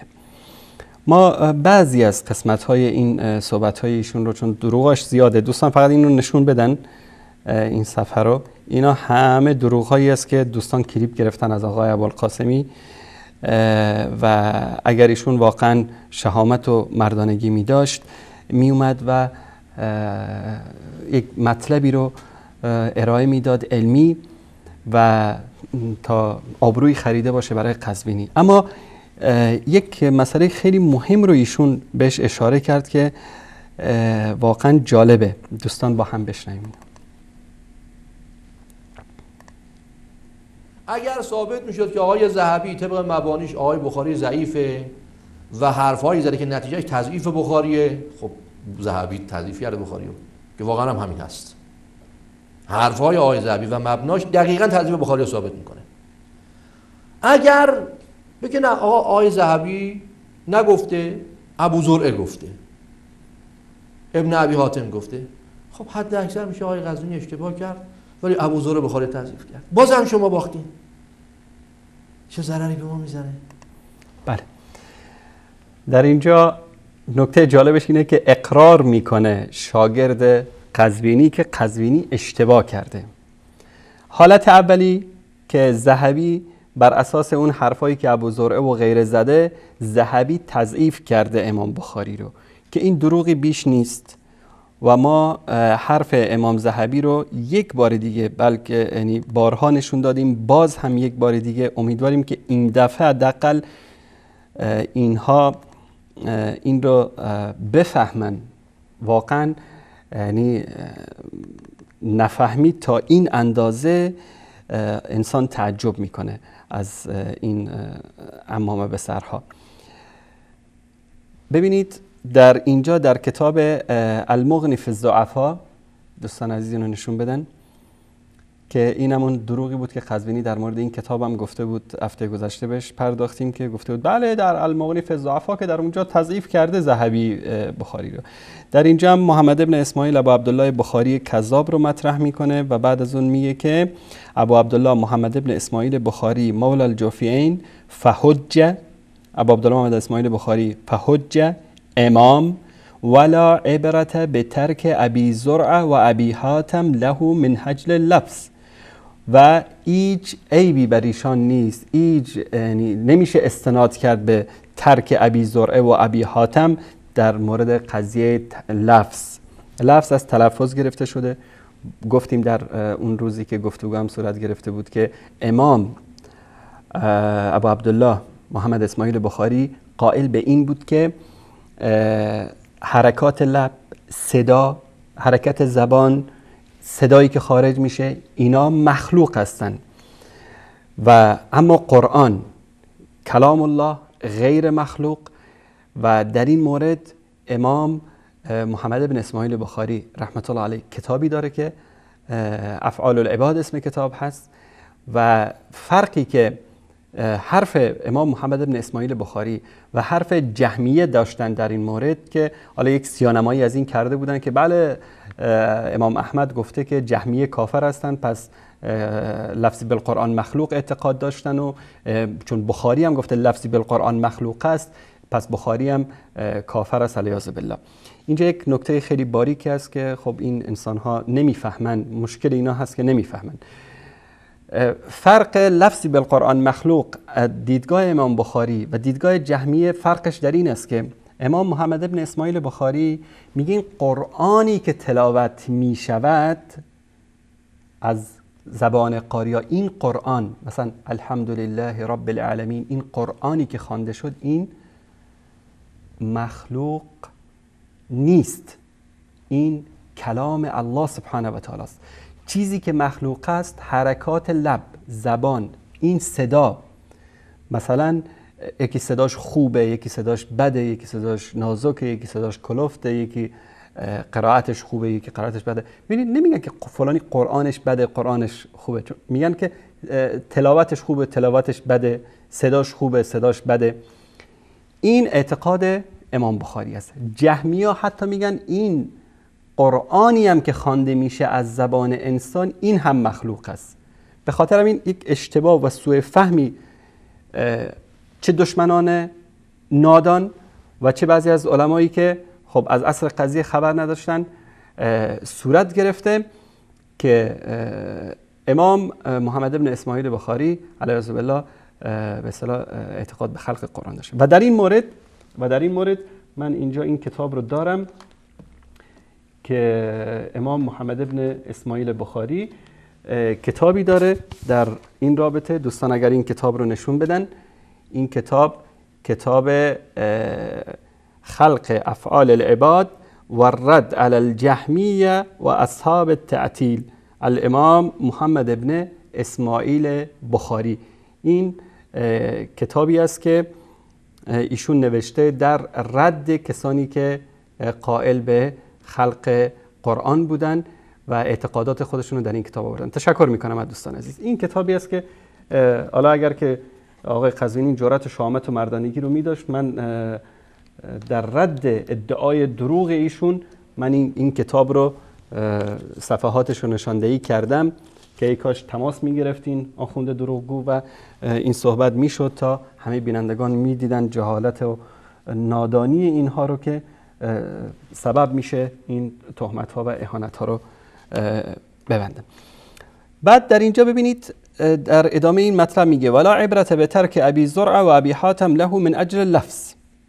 ببینید بارها ادعا کردن که چون ابی زرع و ابی حاتم و اینا رو آوردن، امام ذهبی آوردن حرفایی که اینا در مورد امام بخاری داشتن، پس امام ذهبی بخاری رو تضعیف کرده و ثقه نمیدانسته، در حالی که این حرف امام ذهبی است. میگه ولا عبرت به ترک ابی زرع و ابی حاتم له من اجل اللفظ لانه، برای این که ایشون چی بوده؟ مجتهد فی المسئله، ایشون مجتهد بوده، اجتهاد کرده در این مسئله، بل و مصیب، بلکه اجتهاد ایشون هم صحیح بوده. یعنی امام شمس الدین ذهبی در مورد افعال العباد دقیقاً همون اعتقادی رو داشته که امام محمد ابن اسماعیل بخاری داشته. این واقعا اعتراف جالبی بود از آقای ابوالقاسمی که قزوینی اشتباه کرده. خب اینو بیچاره بدبخت خودش میومد میگفت اشتباه کردم، این همه اذیت نمیکرد این شاگرداشو، اما امان از دست تکبر. نکته دیگری که از این دروغای اینترنتی این آقا من خیلی تعجب میکنم، بارها ما نشون دادیم، قضیه جهاد نکاح مطرح کرد، دروغ شما ثابت کردیم، برنامه ویژه در این مورد گذاشتیم، از توییتر شیخ محمد العریفی آوردیم و خلاصه دروغش رو ثابت کردیم. یک دروغ دیگه میگه، با هم ببینیم، خیلی جالبه. یعنی این فرد، من واقعا تعجب میکنم از اون کسانی که این رو به عنوان شبکه، البته ما متوجه میشن خیلی بینندش هم پایینه بعد از مناظره، به خاطر حالا بازپخشی که در فضای مجازی گذاشته بود، تعداد بیننده‌هایی که داشت و بیننده‌های کلیپ‌هایی که آقای شریفی گذاشته بود از بیننده‌های مناظره که گذاشته بودن بیشتر بود. یعنی آقای شریفی شخصی تعداد بیننده‌های کلیپ‌های آقای شریفی بیشتر از بیننده‌های مناظری بود که آقای انصاری چندین بار تاکید کرد آقا بریم ببینید و فلان و بیسار. یه شخص بیننده‌اش از آقای انصاری بیشتره، با اینکه آقای شریفی نه طلبه است نه دانشجو، هیچ نام نخونده. خب باید بره خجالت بگه من جای بودم باید برم بمیرم. این حد که یه شخص عادی، کسانی که نظر او رو راجع به مناظره قبول دارم بیشتر از کسانی که من یه شبکه دارم و نگاه میکنم. بله. خب دوستان عزیز، ما رفتیم صفحه این آقا رو، دقیقا شما کلم و کاغذ بردارید، اینا رو همه رو یادداشت بگیرید، یک قلم و کاغذ بگیرید، همه این سر و صدایی که به پا کرده دوستان فقط این شماره رو نشون بدن. کلیپی که به دروغ ادعا کرده که بله ما قرار گذاشتیم که امروز یعنی با ایشون مناظره دوم رو بدیم، این کلیپ 948 بیننده داشته، شما 1000 تا بگیرید. کلیپ بعدی که گفته در رومشون هم برنامه گذاشتن در این مورد، 47 نفر این کلیپ رو پسندیدن در این صفحه، شما بگیرید 1000 تا، این شد 2000 تا. اینجا هم یک دروغی به دکتر ملازاده بستن، این هم 1983 تا، شما بگیرید 2000 تا، این شد 4000. اینجا اومده این کلیپش 342 تا بیننده داشته، شما بگیرید 1000 تا، شد 5000. این کلیپ هم که اینجا سیاه‌نمایی کردن از مناظره گذاشتن 422 تا، شما بگیرید 1000 تا. اینجا 196 تا بیننده داشته یکی از کلیپ هایی که گذاشته، شما بگیرید 1000 تا، شد 8000. اینجا هم یک کلیپ دیگری گذاشته 154 تا بیننده داشته، دوستان زوم بکنن ببینه آقای ابوالقاسمی، 154 تا، این شد 9000 تا. این کلیپ دیگری که گذاشته 431 تا بیننده داشته، شد 10000 تا. ما 1000 میگیریم، هر چقدر 1000 تا میگیریم. اینجا 283 تا بیننده داشته، همه اکثر اینا خندیدن، مردم مسخره کردن، این شد 11000 تا.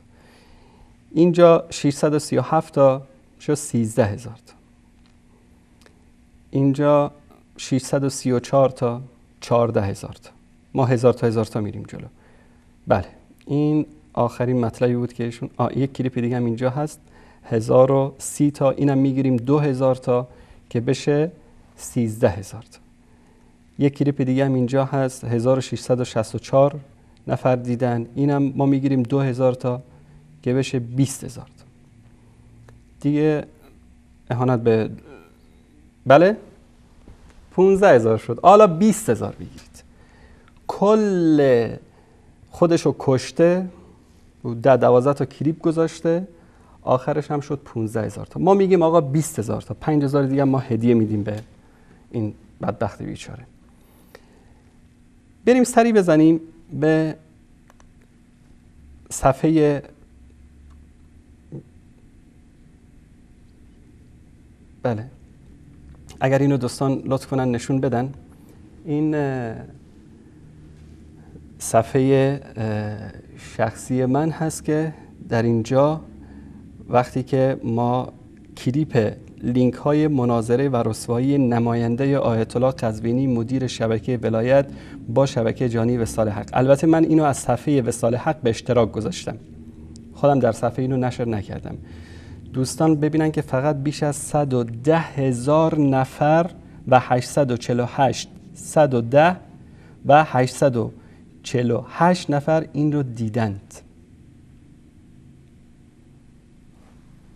این دروغی که آقای ابوالقاسمی میگه و با چه قیافه حق به جانبی چنان صحبت میکنه که بیننده که ببینیم که به به به ببین سراپا صداقت و راستگویی. یکی از دروغای دیگرشو من تو همین برنامه، اتفاقا تو همین برنامه، چون مرض شده برای اینا دروغ گفتن، مرض شده. بیننده رفته مکه و مدینه رو دیده، متأثر شده از نماز اهل سنت، از مساجد اهل سنت، از مکه، از مدینه. خب اکثر مسلمان ها که میان این جو روحانی رو در عربستان میبینن متاثر میشن.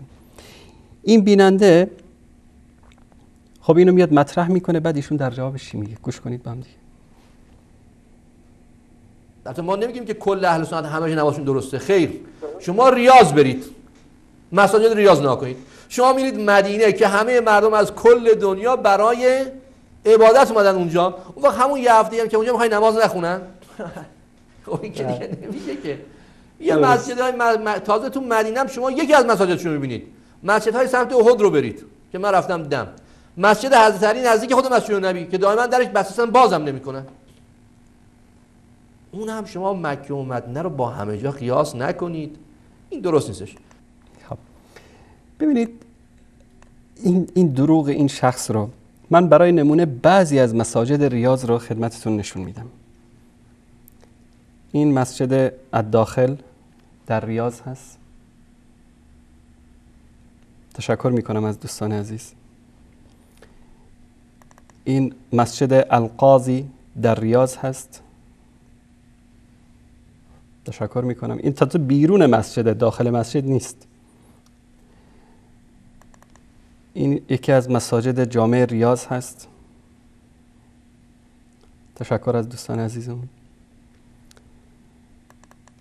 این یکی از صحن خارجی یکی از مساجد ریاض هست.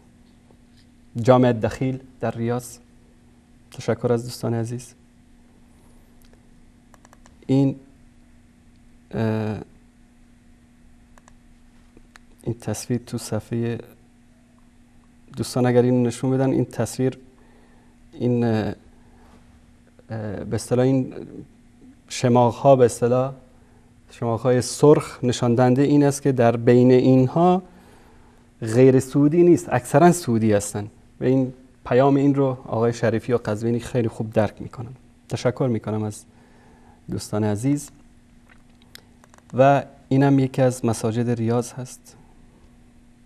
دوستان عزیز ببینید. و اینم یکی از مساجد ریاض هست. تشکر از عزیزان در اتاق فرمان. اینم یکی از مساجد ریاض هست. فکر کنم شیخ ناصر القطامی مسجدش باشه. یاسر الدوسری. تشکر از کارگردان عزیز برنامه شیخ یاسر الدوسری، یکی از ائمه مساجد ریاض هست که کسانی که علاقه‌مند به قرآن هستن با صدای ایشون آشنا هستن. اینم یکی از مساجد ریاض هست. و این شفیهای سرخ آقای ابوالقاسمی شاید بفهمن که پیام این تصویر چیه. تشکر از عزیزانمون. همچنین بارها ما در شبکه در برنامه ترنم نور کلیپ هایی رو پخش میکنیم از نماز جماعت در مساجد ریاض. دوستان عزیز این صدا و تصویرش رو داشته باشن. قد ضلوا من قبل وأضلوا كثيرا وضلوا عن سواء السبيل. بله، اینم فیلم های ویدیویی که بارها در برنامه ترنم نور دیدید که از مساجد ریاض با صدای شیخ یاسر دوسری، ناصر القطامی و بقیه مشایخ پخش شده. و این دروغ این آقا رو ببینید که چطور میخواد اون بیننده ای رو که متأثر شده از اون جو روحانی در عربستان سعودی اون رو فریب بده. یک مطلب دیگه هم ایشون اینم خیلی جالبه، دوستان ببینن. ما راجع به این میخوایم بحث بکنیم.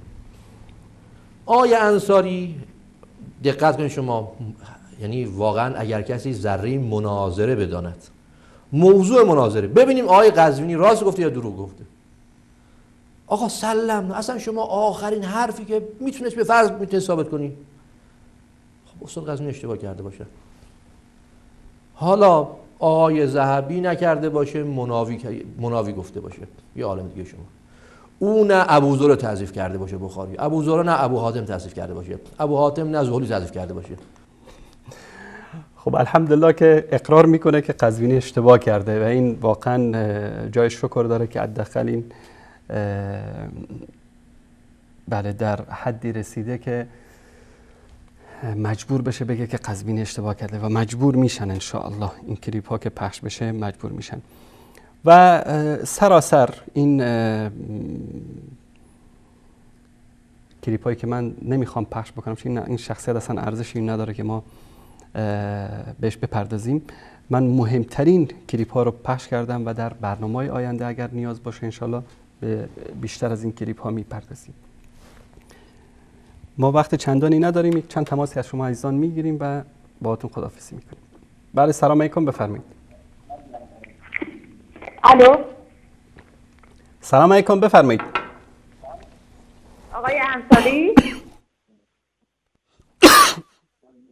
صدا شما داره پخش میشه، بفرمایید. خسته نباشید. من فقط میخواستم تشکر کنم از برنامه خیلی خوبتون. تشکر از شما خواهر گرامی. خیلی خسته نباشید میگم و متشکرم از اینکه این برنامه خیلی خوب رو پخش میکنید برای ما مسلمان ها. سلامت خدا نگهدار. خدا نگهدارتون خواهر گرامی. خدا نگهدار. بله سلام علیکم، بفرمایید. سلام علیکم آقای انصاری عزیز. علیکم السلام و رحمت الله و برکاته. شب بخیر. آقای انصاری ابو اسماء هستم. بفرمایید. ابو اسماء بزرگوار از بغداد جریح. قربان آقای انصاری واقعا تشکر از شما میکنم. البته قبلا از شما انتقاد میکردم، میگفتم چرا راهی نمیدی در بحث میکنی، ولی الان پشیمان شدم چون میدونم چه راهی براشون چه روشی براشون به دام میافتن. آخه مگر شریفی دیگر رو داره بیاد در تلویزیون ها. آقای انصاری به خدا قسم نه یک شماره تمام ملاهاشون بزرگانشون شماره براش بگذاری نمیان. آقای انصاری این در تلویزیون عربی هم اینجوری است برادر عزیز. درست. اینا الان فقط زور دارن، پشتیبانشون امریکا است، شمشیر دارن، تانک دارن، بشکه از آسمان میان پایین. اینا چرا بیان گفتگو بکن؟ فقط میان برنامه شما خراب کنن و من آینده برای شما پیش بینی میکنم یک آینده خوبی برات انشاءالله. این جوانی اینجوری اینا خفه کردی. تشکر میکنم. خداحافظ. خدا نگهدارتون. تشکر ابو اسماء بزرگوار. تشکر شما. بله سلام علیکم، بفرمایید. سلام علیکم بیننده گرامی، لطفا صدای تلویزیونتون رو ببندید. بفرمایید. سلام علیکم استاد عزیز. علیکم السلام و رحمت الله و برکاته. لطفا خودتون رو معرفی بفرمایید. از کجا زنگ میزنید؟ من محمد هستم از آلمان ازتون تماس گرفتم. برادر عزیز آقا محمد از آلمان، بفرمایید. حالا در کلیپایی که پخش کردیم خب همه میدونن دیگه، همه میدونن که اینا دروغ میگن. بله. و من الان آلمان زندگی میکنم. خیلی بچه‌ها دوستان ایرانی که اینجا تشریف میارن، یعنی بهتون دروغ نگم 90-95% اینا همه دارن از دین خارج میشن، مسیحی میشن.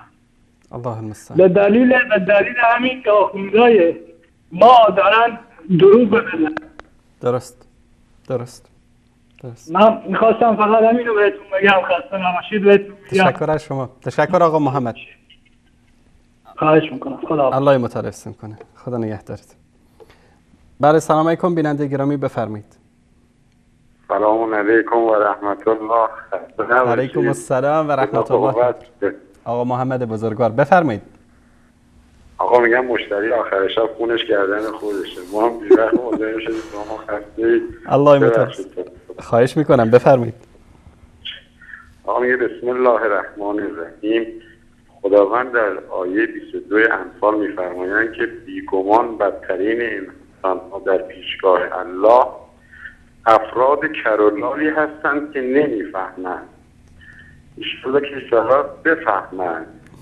خدمت شما از آقای انصاری جان میگه پرسی که تمنای تو از لعل لبنچی آنجا که عیان است چه حاجت به بیان است. بله.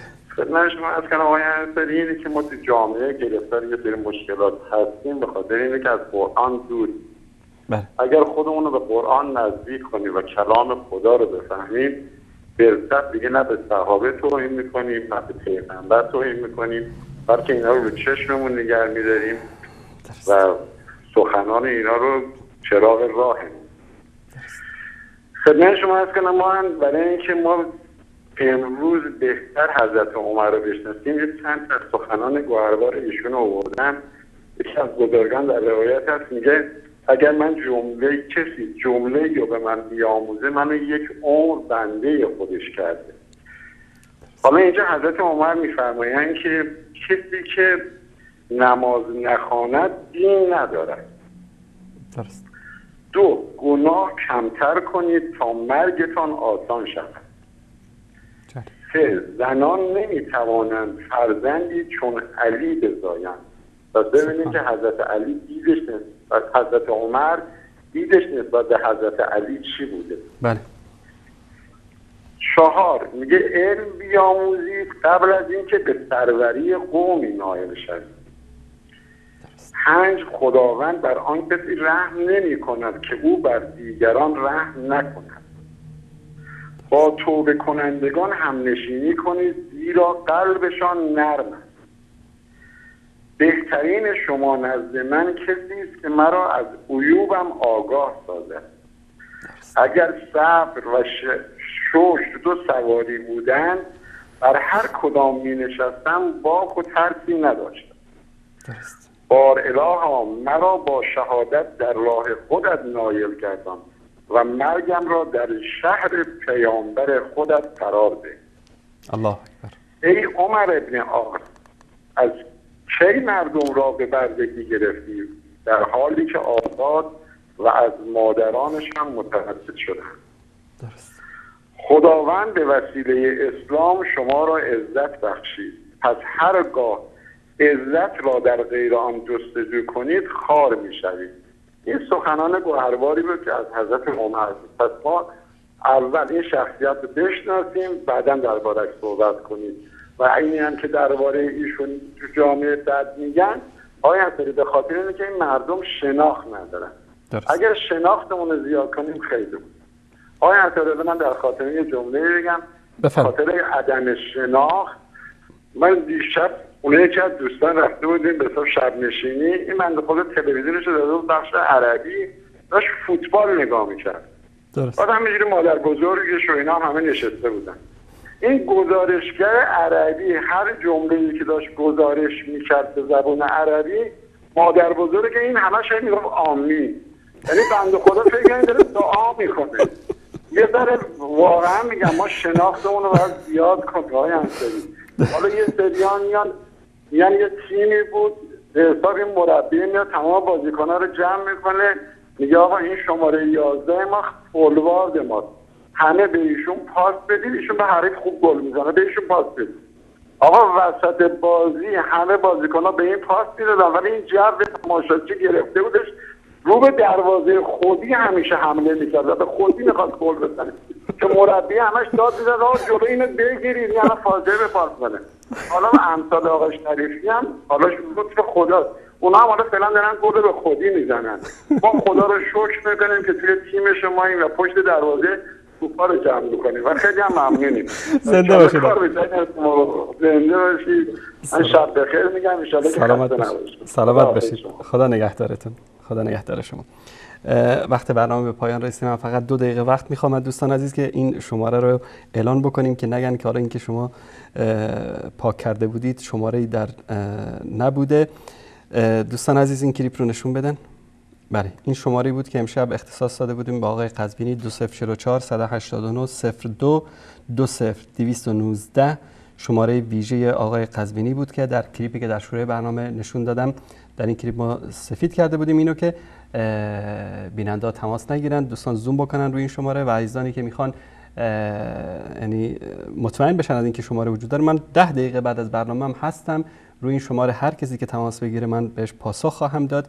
این شماره ویژه‌ای بود که امشب برای حضرت آیت الله العظما دکتر حسینی قزوینی و القاب دیگری که بهش میدن شیخ مفید زمان و همچنین فیلم دیگرش هم نشونتون بدم، فیلم ارسال همین پیام و شماره تلفن به شبکه ولایت. این در روز شنبه صورت گرفت ارسال این پیام و آقا عبدالله زنگ زده بود از اهواز، میگفت که ایشون برنامه داره الان. خب آبروی یک شخص خیلی مهمتر از اینه که برنامه بذاره تو ولایت عربی. امشب برنامه‌اش القا میکرد. بله این اطلاعات با موفقیت ارسال شد و اینم صفحه سایت ایشون و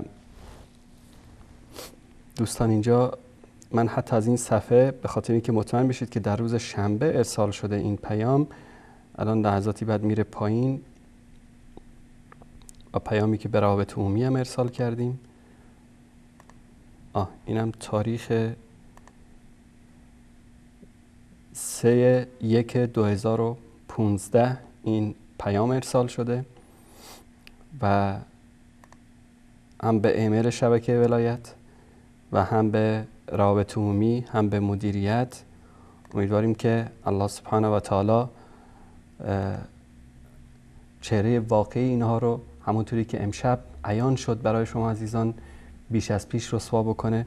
دوستان بازم نشون بدن این ایمیل همچنین به روابط عمومی شبکه ولایت ارسال شده، همین شماره تلفن، و امشب ما منتظر بودیم که آقای قزوینی زنگ بزنه و از این دروغی که گفته دفاع بکنه، اما میدونید که این جرأت و مردانگی و شهامت رو قزوینی نداره. همونطوری که چهره واقعی ایشون از روز شروع شبکه جهانی وصال آشکار شد، دروغگویی‌ها، تلبیس‌ها و خیانت‌هاشون، و این سلسله همچنین ادامه داره و ای کاش این مردانگی و شهامت رو می‌داشت که امشب میومد و از خودش دفاع می‌کرد. و من تبریک میگم به همه اهل سنت، به همه دوستداران وصال حق.